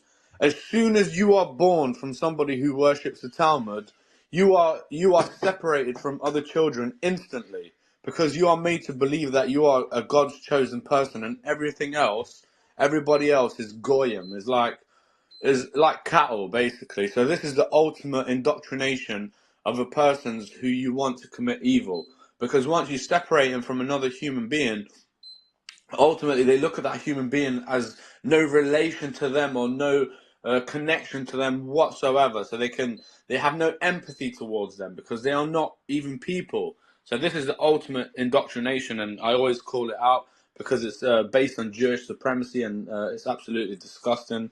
and nobody should be indoctrinated in this manner. It's filth. Right. And I will, to kind of support that a little bit. Um, what he's referring to, the goyim thing, actually derived from the word golem, and a golem is a clay soulless being that is to be manipulated or used, can be used by a living soul. So it's like a voodoo doll, basically, for a person that is, they believe that they are the children of God, that they have a special soul in that particular belief system than everybody else on planet Earth.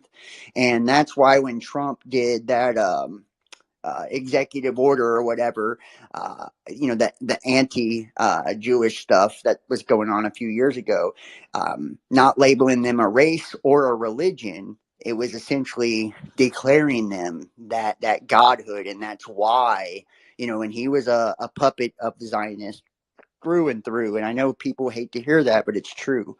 He was Israel's bitch. And the United States is the whore of Babylon. We are essentially Israel's bitch as a nation.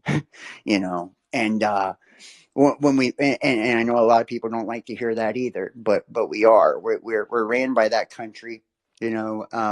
And we do all their bidding. If you look at the Babylonian system or the flag, there's 3 pillars, and it's the 3 pillars represent the different structures of the Babylonian system, and it's Babylon, London as a financial epicenter, the Vatican as a religious epicenter, and the District of Columbia, DC, which is the war, epicenter. So, you see all of these things, and every one of them also have the Luciferian symbolism. Columbia, she's got the flame of Prometheus in her hand, and the Statue of Liberty. She's got the spikes of Hecate, which is the goddess of witchcraft and sexual promiscuity. On and on and on, and even the Vatican with the fish hats and all of that, and it's like a lot of people, and even England, the Chaldeans, and the United States is the daughter of the Chaldeans. Like, the Bible does refer to a lot of this, and even refers to the synagogues of Satan, says they'll claim to be Jews but are not. And then we see this battle taking place right now between, the political state of Israel and Palestinians. So it's like, is it the false ones versus the real ones? So it just kind of makes you wonder, and why. And I think when Derek Bros was on here earlier, and he was talking about what happened during, the Nazis, and remember, Nazi derives from Ashkenazi, which is Judaism too, Jewish people. And I love all people. So I want to, in all religions, I just want to put that out there. I love everybody. I don't have nothing against anybody, and nobody can help how they're born or what's inside of them or the beliefs of their ancestors. But you can be conscious about what you choose to believe and, condone. But that was and Holocaust means a burnt offering, right? So that was a burnt Do you offering to believe this create the family political has? state of Israel. Do you believe this family has existed since the dawn of man? Do I believe that they have existed since the dawn of man? Yes. Yeah, exactly. That basically explains that life is a test, because these people will always exist. There's no eradicating them. That's the whole part of life. Unfortunately, everything is God's will, and you might say to yourself, "Well, that's fucked up. Like, why would that even be the case?" But this is the whole idea of you being conscious, because the philosophical argument is that you need to have bad in order to see good. That there's no such thing as a perfect entity that is comes in the afterlife, because we don't have that level of awareness, and that we don't live in that dimension where that can be accepted. We live in a dimension where you have free will and choice, and in order for you to have that free will and choice was when the apple got bit, the first sin, and it's like boom. Then we discovered that we have a choice to go against the grain, meaning that we are aware and we have free will, and that's the beauty of being a human being. So these people have always existed and will always exist. The question is, are you gonna be on that side, or are you gonna be on the side of good? Do you know what I mean? We totally understand I totally understand what side I'm on anyway. Right, and I absolutely agree, and you're right. If you look at that particular branch or belief system or group, and I don't want to single out any, but that it's an upside down belief system is, in my opinion, a lot of what is practiced. But there's also, and it's because people pervert things that were once pure, in my opinion, but they were in captivity in Egypt, and then before that, Babylon, and the Canaanites, and all of it. There have always been pockets of these different beliefs that have a distorted or a skewed point of view when it comes to God and believe in these blood offerings. And if you look at even Christianity now, notice what the churches focus on. The symbol of Christ is him tacked up on a cross, him dying and being tortured. That's it's not him, him resurrected and victorious over death. That's not the symbol. The symbol is him actually suffering, being. Damn, that's a fucking good point, man. Shit, I never really thought about it that way, but that is fucking a valid point. It's almost like they're basically laughing at us and like, here you can have this image of when we killed him and we resurrected, we hung him on a cross, nailed him down. Have that image as your image of God. This is what we'll do to your God, and Right. It's that's death deep, worship. man. I never I thought I about didn't it mean that to way. interrupt. Go ahead, bro. No, no, no. Sorry, no. That's it. I just wanted to sort of acknowledge the fact that I didn't really think about it that way, and Yeah, it's it's well, you think about the Saturnian death cult, this whole black cube Masonic 666 shit that we've been talking about, throughout this show tonight or space tonight is it's essentially the worship of death. And that's why you see with Hollywood and all of that, it's all this base, distorted, abstract, ugly, debauchery, and perversion of human nature and immorality, because that is essentially, it's getting you to worship death. You're giving your energy, to that. And it does have an entity behind that, whether you believe it or not. And it operates on fear. It operates on division. It operates on hate. Those are everything that is distorted and not in tune with what's good and what's right and of the light, is what fuels that nasty, entity we call Satan, or Hasatan or Saturn or, whatever your name for it is. It doesn't matter. It's got a million minions under it as well. And they operate in a hive mind. That's why, when people sell them their souls and all of that, they're essentially they're giving up that divine spark. They're sacrificing themselves to that entity, for things of the physical world. It's like, they're making a pact for money or fame or whatever, and it's like they're giving away their inheritance, which we all have an eternal inheritance, in the higher aeons, if you will. Um, and that's why in the Constitution and all of that, it talks about the right to pursue liberty and happiness and all of that, because that's our natural inherent birthright as the children of the Most High. We all have we're supposed to be born to prosper and have good and, be fruitful and multiply and all of that. But it's like, we've somehow allowed ourselves to come under the control of these different, factions of the system. And it's like now, as that's happened, a lot of people are willing to, sacrifice their morals and their principles, to get ahead in this world, because all they see is, the physical, and that's what motivates them. That's what drives them. And most people believe that the world only consists of them. It's totally their ego. They don't think about how any of their actions or behaviors affect anyone outside of themselves. And they have a small universe, they have a small reality, and it's a shitty place to be for anyone. And I think, when we're still asleep and we're still in the dark, that is our reality. It's one where everything revolves around us. It's one where it's all about us. And as we grow, we learn, and I think that's what Muhammad and Jesus and all these different prophets and messiahs and stuff were showing you through self-sacrifice. And it was that service to others is actually the highest form of service to oneself. So it's like we try to grow and heal and evolve so we can serve our brothers and sisters better, because it's through that service to one another that we actually, make the world a better place, and that we actually go to a higher level. And if anybody has anything else to add, I'm gonna start wrapping it No, up you're here. spot on. You're very well educated on these matters. I mean, yeah, I think it's just a matter of time.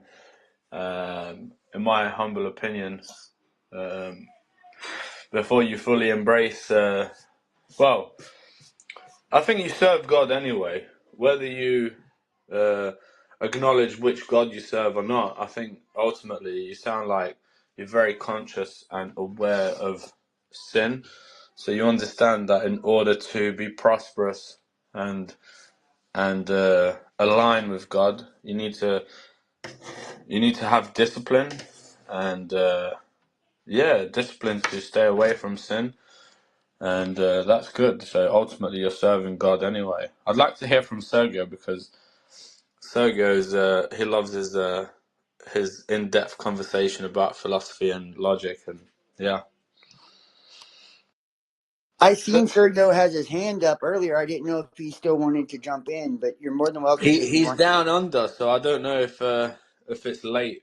It's probably late where he is. I don't know. Sergio, are you there?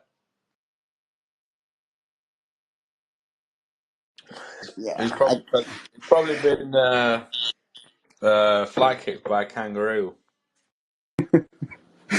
Well, hey guys, I want everybody to know too, like I really appreciate each and every one of you for taking the time tonight and to join, me in this discussion. Sergio, here you go. Go ahead, Sergio. Happened, but I was maybe just going to touch on Paul's point that he was talking about hell, and I think sometimes, how can someone prove that we're not currently living in hell because of the amount of violence out in the world? And from personal experience of people that have done good in the world, dying so young, like they say, the good die young. And then you look at other people that live on for so long and they've done so much harm to the world. So that's my take. Yeah, that's a good point. And a lot of people believe that the God of this world um, is, in fact, Satan, or, in that the flesh or the physical nature, is sinful by nature. And even the words of Christ when he was talking to the Pharisees and Sadducees, he said, your father's the father of lies. He was telling them that they worshiped the devil ultimately, and that his father was one from heaven, and notice, when he was being crucified, he didn't say uh, the same name that they use. He actually, I think, said Adonai was the name that, according to some of their texts, who knows, it all changes depending on the translations. But, it's like, Father, why have you forsaken me? Because it felt like a defeat, ultimately. But, he could see, I guess before he passed, that it's that this was going to serve as an ultimate lesson, of what this world does to those who try to make an impact and change it, what those who try to reveal all that's been hidden, and um, that the powers that be. These churches, they're some of the most evil people in the world, are running these religious systems, which is sad, because they have congregations of probably a lot of good people that are there for genuine reasons, and as they stuff their pockets and, pervert their belief systems for fame and money and whatever else, you know, we get closer and closer to, I feel like we're tipping the scales finally to humanity coming around to seeing the truth of all of it, and just kind of seeing through the, go ahead. Can we just address his point that? But I think his main point was how do we know? Because Thor was talking about hell, and Sergio's like, how do we know that the hell isn't here? And I would just answer that very basic, Sergio. I would say that we get a glimpse of heaven and hell here.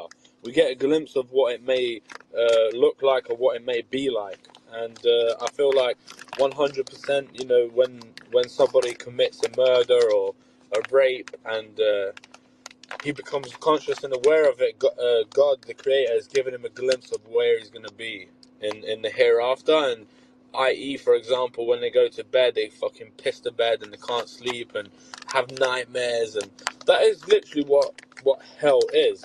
Hell is not quite in the literal terms of like burning, like a flame. Hell is predicted as agony, and that they had to predict it through the words of the fire, because and they had to use something, I suppose. But it's not. I don't believe it's necessarily like just in the quite literal terms of you're just going to burn over and over again.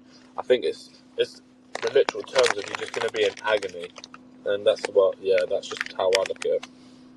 Right, and some schools of thought too, if we like the etymology, the words hell, the fire is like an all-consuming flame. So some people believe that it means to be burnt up, for there to be no more of the spirit left, no more living spirits. So when you see like disembodied souls and stuff, or what we would call ghosts and things like that, a lot of them were never living entities or humans to begin with, and are just demonic entities, or they're souls of people, like the remainder of their energy that hasn't moved on. I feel like, Important heaven. question. Important question. Do you believe that there is people who are walking today that are dead? No, I don't believe that humans stay here after we die. I don't. I believe that if there is, it's just like No, a no, no. distant. I don't mean quite. I don't mean dead literally. I mean like, do you believe there's people who are walking, but in the literal terms, dead, as in soulless? They're like Yes, quite I do. literally dead. They're just walking flesh. They're like they exist. They don't exist. If that makes sense. They're just walking. If that Right. it's a No, I hard do believe concept. that. I do Yeah, believe that. I believe there are I believe people that that. are completely soulless that are walking this earth right now. They have no living soul. There's living spirit or spark, or just enough to animate them if they do. There's no real pure essence left in them, because they've given it all away, or they've sold it or corrupted it, or whatever. I feel like maybe there are people that are past the point of saving. I feel like we could all turn it around eventually, unless we've just, murdered or children and things like that. There's some things I don't think you can come back from, but, you know, Totally um, agree, bro. Totally agree. yeah. But I do 100%. think that there are a lot of That's lifeless, soulless people walking this earth. And think about the whole jab thing. And, it seems like very alien and anti-human, a lot of the agenda that's taking place. So, like a lot of what we're experiencing with these people that are the powers that be, it's like, doesn't it all seem like something to undermine life? Like this attack against the carbon cycle. You're made up of carbon. It's like literally they're attacking life, in the name of climate change. And, from chemtrails to fluoride in the water to GMOs in the food to jabs to, the indoctrination in schools and all of this, to make you worship God government. It's like, we are experiencing a very anti-human agenda, and it does seem alien in nature, because I feel like humanity, our nature is not inherently evil. We were actually created to be good, and that kind of shows through, if you ever see like a real tragedy or something. I think you see the real spirit of humanity. People are like rescuing one another and coming together, and you see so many people coming from different parts of the world to help out other countries, not the governments, but people. And we see the heart and soul of people when our backs are truly against the wall. And I feel like, we are on the precipice of greatness, and it's like, because we're being forced to be. Sometimes we have to have so much of what we do not want, so we realize what we do want, as a whole. And that's what's happening in our world now. It's this revelation This apocalypse is revealing, it's showing us all of our evil so it can be claimed by the good, showing us all our darkness so it can be brought into the light. We're seeing it all, for what it is, so we can decide whether that's the way we want to keep going or if we 100%. want to do something different. 100%, brother. 100%, man. That is my main philosophy, and that to me as proves the existence of of a creator and the existence of revelations. And yeah, through revelations, we've learnt this. This is not something I believe. This is my belief. This is not something that is encrypted in us, and we've come to the conclusion. This is something like you, for example. You've read the scriptures. You've come to that conclusion because of the scriptures. If you hadn't read the scriptures, or your parents hadn't read the scriptures, you wouldn't have come to this conclusion. And you was no, I wouldn't say fortunate, but you chose the right path and you read the scriptures and you've enlightened yourself, and good for you, bro. Definitely. I agree. Can I just chime in real Yeah, quick? hey, Malcolm, It's Malcolm. for. I just wanted to say we were talking about Nazis. It's fitting best that Nazis Ashkenazi, but it's Nationalsozialistische Arbeitspartei or something like this. Is German for National Socialistic Working Party. But I just wanted to point out the fact that Nazism, as we society thinks about it, it's nationalism going extreme, and there have never been a more nationalistic country than Israel. They are surpassing the Nazis in the Nazism than the Zionists are. I just wanted to say that. Thanks. Sorry for jumping in. No worries, and I know that you're passionate about it. I mean, I think, and I don't want to speak for everybody. I know everybody's got different opinions, but what's going on in the Middle East, I feel like is a tragedy. But like I was saying earlier, I think it's to show us, and we might have to see more, horrors of war and atrocities, but hopefully, I feel like mankind's getting their fill of darkness and evil, and that's why we're starting to come around. And we're going to choose something different. Malcolm 7, I think. You haven't got to speak yet, and then we'll go to Sergio. Go ahead. Yeah, it's Malcolm. It's just that 7 in there for it because I'm Seventh Day Adventist. But yeah, man. One thing, aliens or demons. Let's just say that the demons are pretending to be aliens, and that's what it is. As in, the government knows it themselves, and they don't want other people to identify them as fallen angels, because if they do, then they'll know that they'll lose a lot of people according to the master who they worship. Because there's a documentary out that's been out a long time ago. It's by Roger Monroe, called A Trip into the Supernatural. And in this documentary, he tells how the high priest of Satan is giving Roger Monroe a tour of the mansion, the demonic mansion. And he said that the master has said that we must tell the world that the master and his angels don't exist. So this is Roger Monroe's testimony, and he ties in along with the alien agenda and New Age and consciousness and all of that. Everything that's considered to be New Age, he actually is saying is what the agenda of the Satanists are actually trying to portray. Are trying to push out. But the thing is that no one really wants to watch the documentary to see. And like, these are like people that experienced it themselves. So like when people talk about experiences, like this is my experience, it doesn't mean that they didn't have that experience, a true experience. It's just that it was a deceiving one that was deceiving them, thinking that. You muted yourself, Malcolm. Oh, my bad. Yeah, people will think that like, oh yeah, well we all saw our loved ones, and they told us that they're in hell. That was a demon pretending to be, but so they had the experience and it was true, but it was a lying. It was a lying. It was a lying one. Like I like that number 4 posted on here earlier. He posted something about Albert Pike. Albert Pike's agenda is not to aim at anything that the majority of the world likes. It's to aim at the majority of what the world don't like, and that is Christianity. For instance, the whole reason of this war is to end atheism and Christianity for Luciferian. Right, to mutually destroy one another. Yes, but their aim is at Christianity, like military underground bases. What do they say? You can't say whose name you can't say. Jesus. You have to write an affidavit. So like that's not being acknowledged when it comes to Albert Pike, a KKK, mind you, Luciferian. And as Drew was talking about the Nazis, no one is bringing up that the Nazis are actually being funded by America because still today because the Nazis are in the Ukrainian army, but no one's talking about that but me. You know what I'm saying? That's weird. And yet they're attacking the Russians who Putin showed a black Jesus on his war room to his military people.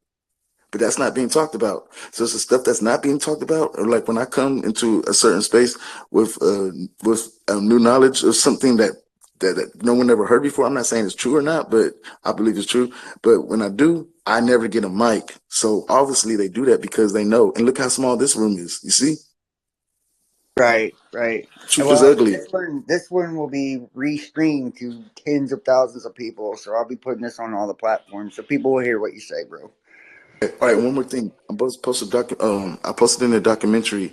It's an archive. I posted it earlier, and one guy, his name's Archangel or something. He said that they blocked it. YouTube blocked it, but then when I went to go check again, then it was unblocked. So like, obviously, I want y'all to watch that. Man, it's called the Deception about angels and demons. I mean, no, about angels and UFOs and angels and aliens.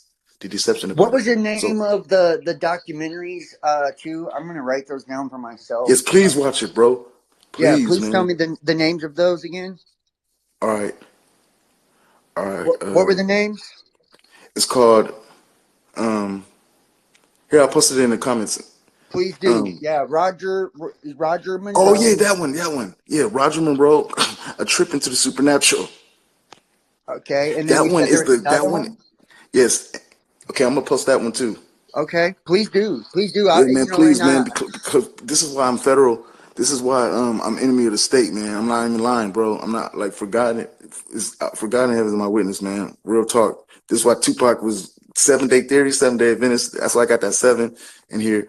The Vatican, from the horse's mouth, they say the only true Protestant is 7 Day Adventist, but the Jesuit oath says to kill Protestants. Also liberals. Those are for those who say I'm not religious.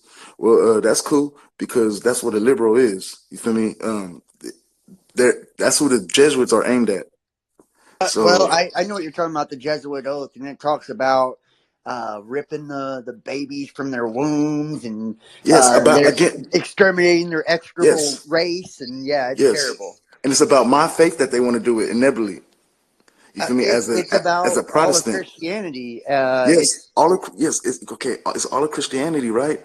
But they pin it down by saying what Christianity? They say because the Catholic Church says in their own catechism that the only true Protestant is 7 Day Adventist, but the Jesuit oath says to kill 7 Day Adventists. I mean, it says to kill Protestants. You see how the dots are connected?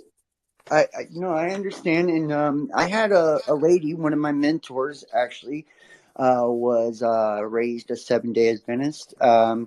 That's not my particular denomination, but I have Yeah. respect for all beliefs, and so yeah, I feel like All right, so I'm there's gonna post it truth in again. all of them. I'm gonna put yep. Um, I'm gonna Sorry for post it again. jumping in. I missed most of what you said, Malcolm. I will listen back to the recording. I saw you tagged me in a movie. But the Monroe guy, are you talking about the guy that brought out hemisync, like listening to different frequency in different ears and that thing? Oh no, this dude Roger Monroe. This one. That was the Gateway Project by the CIA, the HemiSync, where they Yeah, would it's take funny Yeah, how they're yeah, using the stereo same name. headphones to trigger people into spiritual experiences and raise their frequency. No, yeah. this one is Roger Monroe. He was in the Illuminati. I posted in the Dumbotron. But Roger Monroe, he is the main key to understanding all of this, his testimony. And I'm surprised he made it alive. He died of old age. I'm surprised.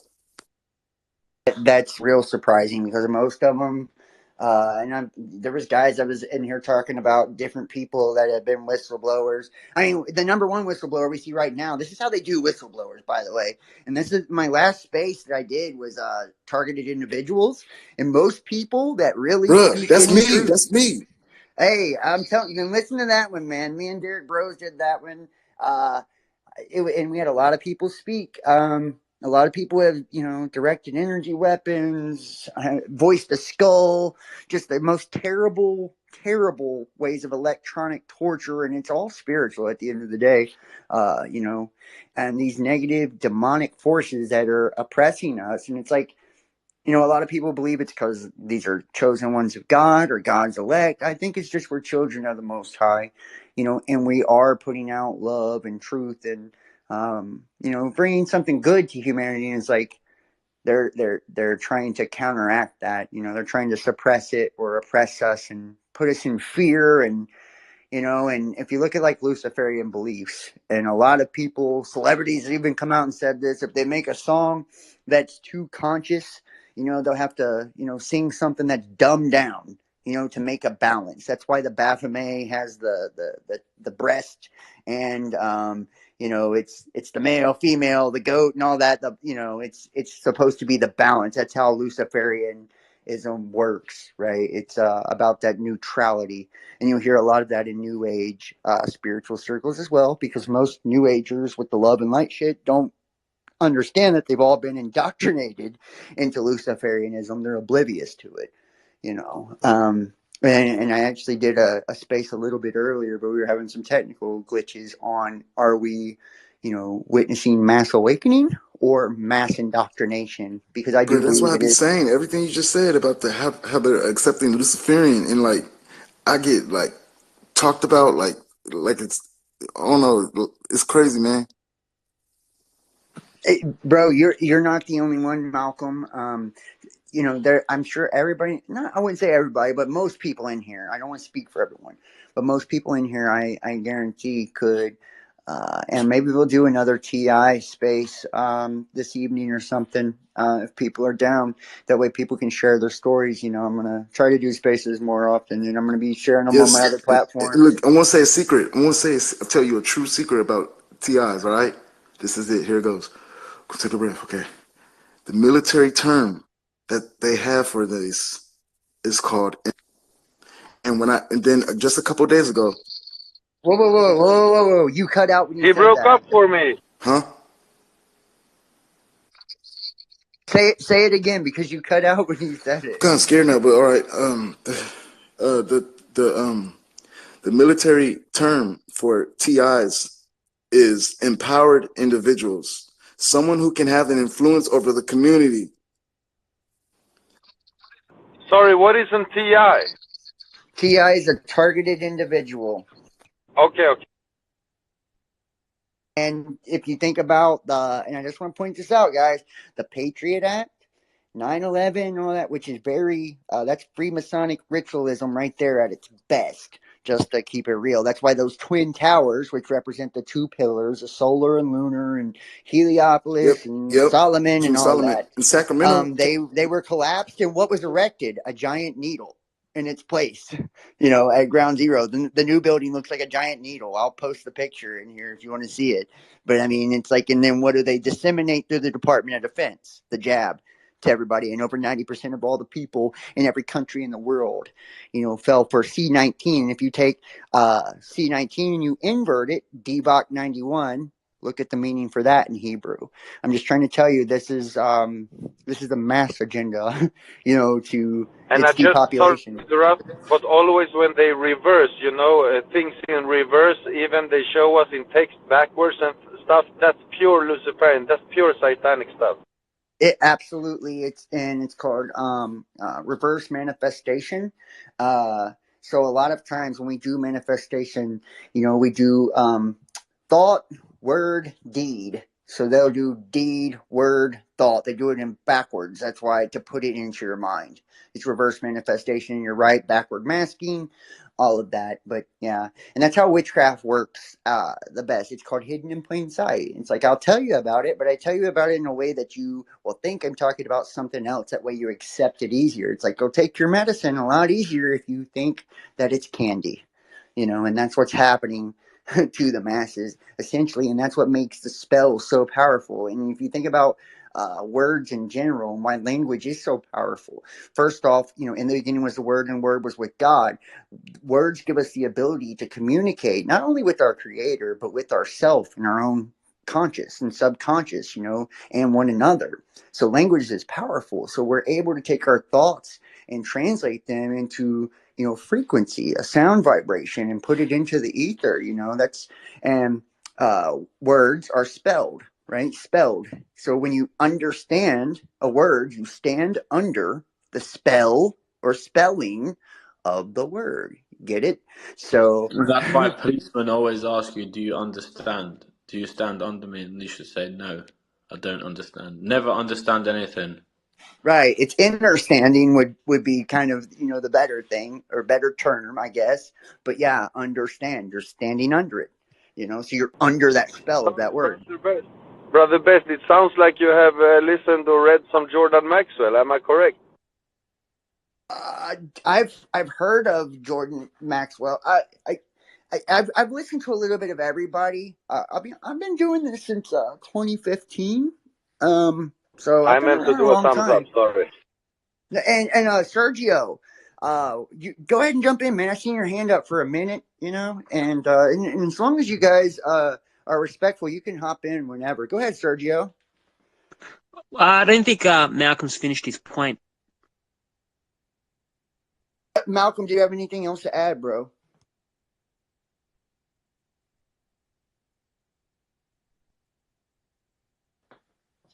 I think I don't know. Malcolm seemed to sound a little freaked out. I hope you posted those. I think you posted. Oh yeah, sorry, man. Go ahead. Taking long to open. I was trying to play this World War II game.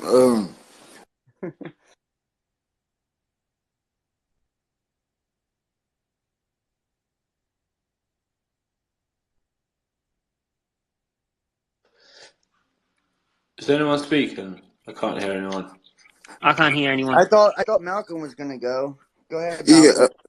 I just want people to watch the videos, and then if they could like hit me back, whether they want to inbox me or not, what they think about it. Sure. I just wanted to touch on Wake Up's point that he mentioned before about dead people walking on the earth. I would actually call those people twisted people. So, like for example, I would think Adolf Hitler. He was a twisted person, because you couldn't really call him a dead person, but more of a twisted person. The reason being is, I guess playing devil's advocate would be he thought that the Jews were to blame for the failure of World War One's defeat of the Germans' defeat in World War One, and what they were going through after that defeat. And so all his things that he had in place were, in his thoughts, were for the betterment of the German people, or certain German people. So I would say he was a twisted person. So I would agree if that. I definitely agree. There's twisted people out in the world, but I wouldn't say there's dead people. The reason being is that what motive, like, so something that's dead would have no motivation or no purpose whatsoever because it's dead. That's my take on the word behind dead. So I would say more twisted individuals definitely walk the earth. Oh, right, and the Bible refers to people being twice dead or spiritually dead, and that's the whole concept of being born again. It's like we're, or being born into sin or whatever. I see you got your hand up there. You want to jump in on something? Yeah, I just wanted to point out the fact that I've heard you say that before, Wake Up, and that reminds me of something. I don't know who said it, and I probably botched it, and I don't remember the years correctly, but somebody said, like, most people die in their 30s, but they're buried in their 80s. And I think it goes into how we are living life also.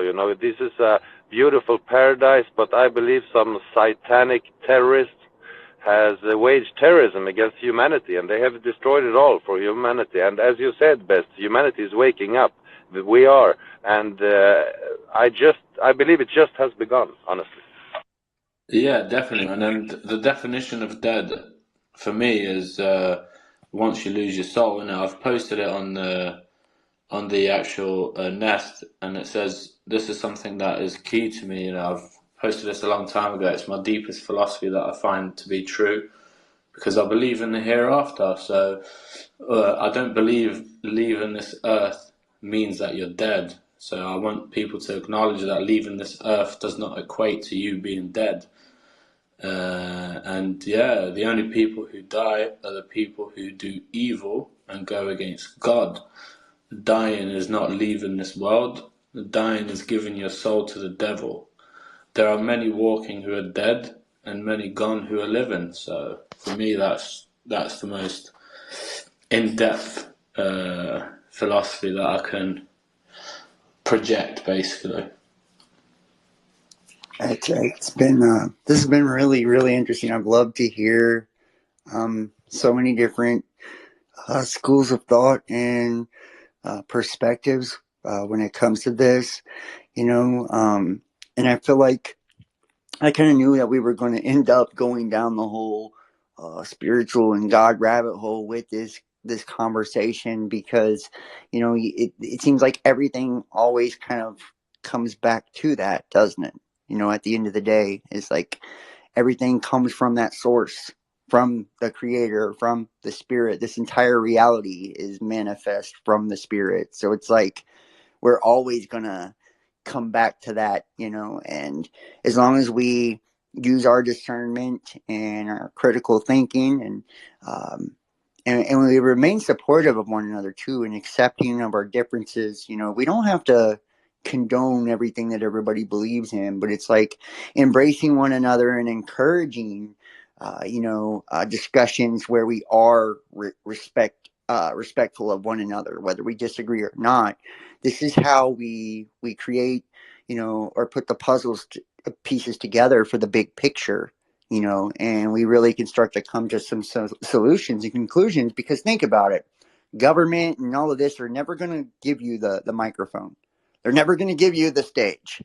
It's like if we don't do it amongst ourselves and put it into the collective and let it permeate the spirits of everyone, and let this be what spreads is, beliefs of goodness, love, compassion, empathy, and understanding that we're enslaved by a system, and that what's going on isn't right in so many different ways, and how it's all connected to a spiritual war of good versus evil, and what however you perceive it, it's like this is how we outgrow the lessons of the past. This is how we break the cycles or the curses or these familial or ancestral curses that have been on a lot of us. Think about it. They have been duping not just this generation, but they've duped your fathers, your grandfathers, your grandfathers' fathers. Like how many different times do they have to kill us and sacrifice us and make us a burnt offering to their gods? Before we get the fucking picture that we're being played, that we're being enslaved, that we're being manipulated, that we're being used, and that the reason they keep all this shit a secret and a mystery and keep it occulted and hidden is because you would become empowered with it. We would become united with it, And they always gotta, they create these straw men for you to take your aggression out on, and they want us to divide and tear each other apart. That we're not focused on them and what's actually going on. Ford, go ahead and jump in. I see you got your hand up here. Anybody else that wants to jump in, please. Yeah, I just wanted to say the things you said. Yeah, it's beautiful because humanity needs to take the world back, and what we're having are some, little mini international town halls, right? Like discussing, exchanging knowledge. It's beautiful. Right, and that's what's the internet is the public square or town hall now, and that's why it's so important for us. And think about censorship, and I can tell you this, I'm on YouTube. I've got large followings on Facebook, YouTube, all these other platforms, and all of them are so censored. It doesn't matter if you got tens of thousands of people, you can barely reach anyone now if you're talking any truth. So it's like when we have places like spaces, which I feel like is one of the last of the Mohicans here when it comes to actually being able to gather, and it's free. You don't have to pay for a subscription or any shit like that to be able to get on here and speak your piece and speak your mind, which is awesome. you know as long as we have something like this, we have to utilize it, and we got to take back what's been taken from us.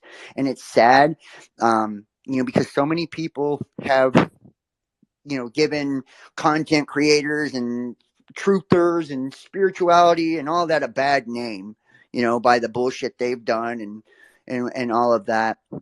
But if we were supporting one another and lifting one another up and supporting, free speech and supporting the truth, and just even if it's just by listening to each other and sharing content and jumping in and putting in our 2 cents, however it is, just by giving it our attention and energy, then we're making a difference. We don't have to go out and riot in the streets. Everything starts in the spiritual world first. That's where it begins. As a thought, as an idea. The most dangerous thing on this planet is ideas. And then they become words. Words fuels emotion. Emotions are energy in motion, right?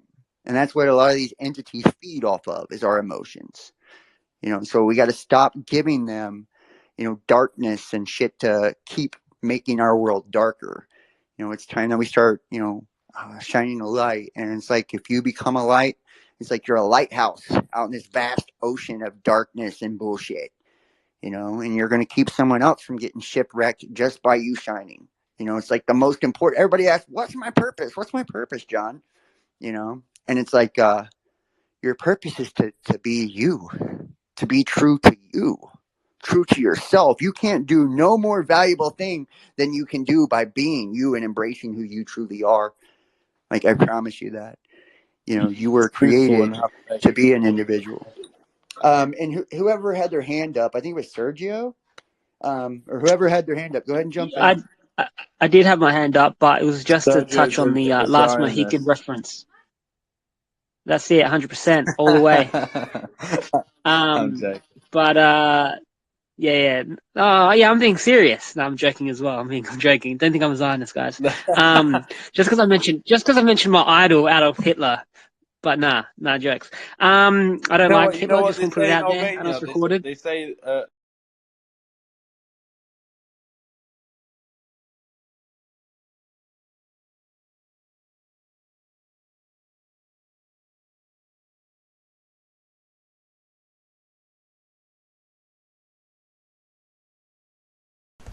All right. Well, I just wanted to say thank you, everybody, tonight for watching and joining me.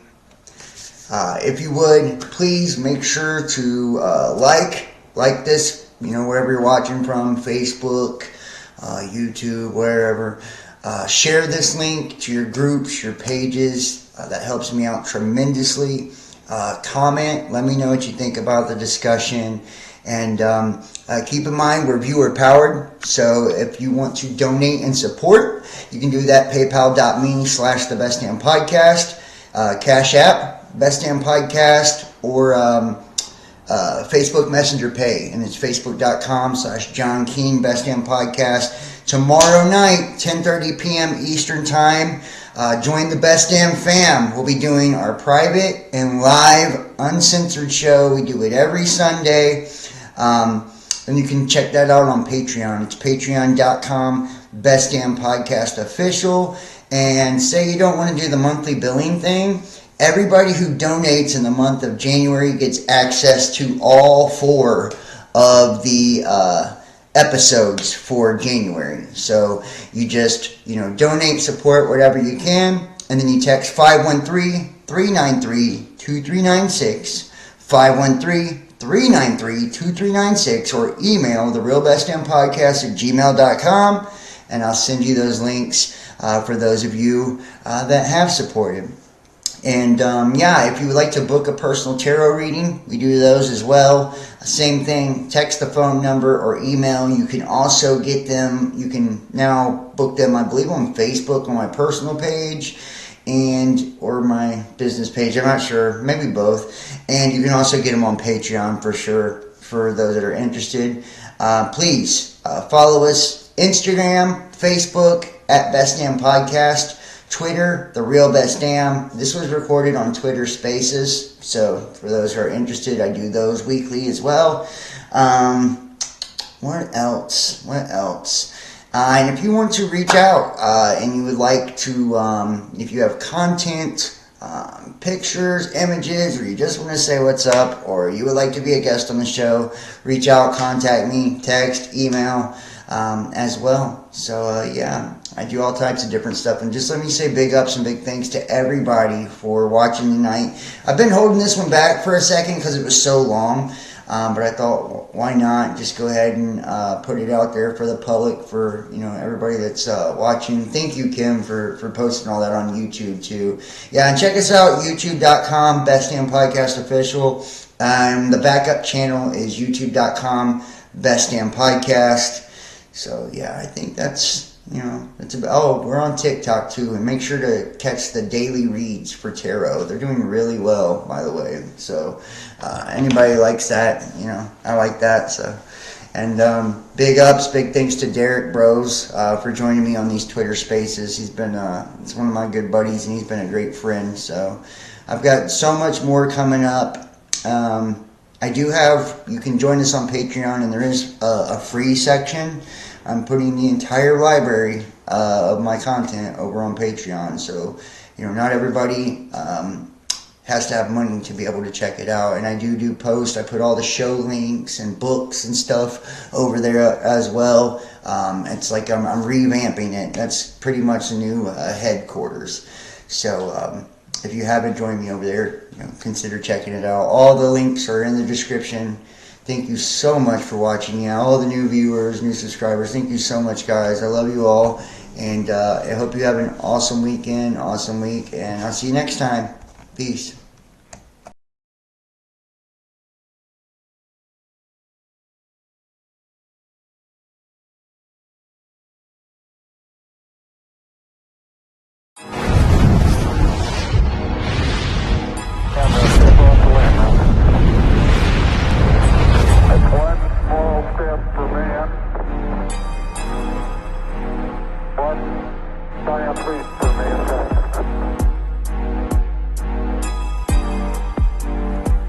The very word secrecy is repugnant in a free and open society. And we are, as a people, inherently and historically opposed to secret societies, to secret oaths, and to secret proceedings. Coming to you from the studio, and then this is stars, all planet Earth, the transmission, the truth, drugs, try the best, Ignition sequence start. 6, 5, 4, 3, 2, 1, 0. All engine running. Liftoff. We have a lift.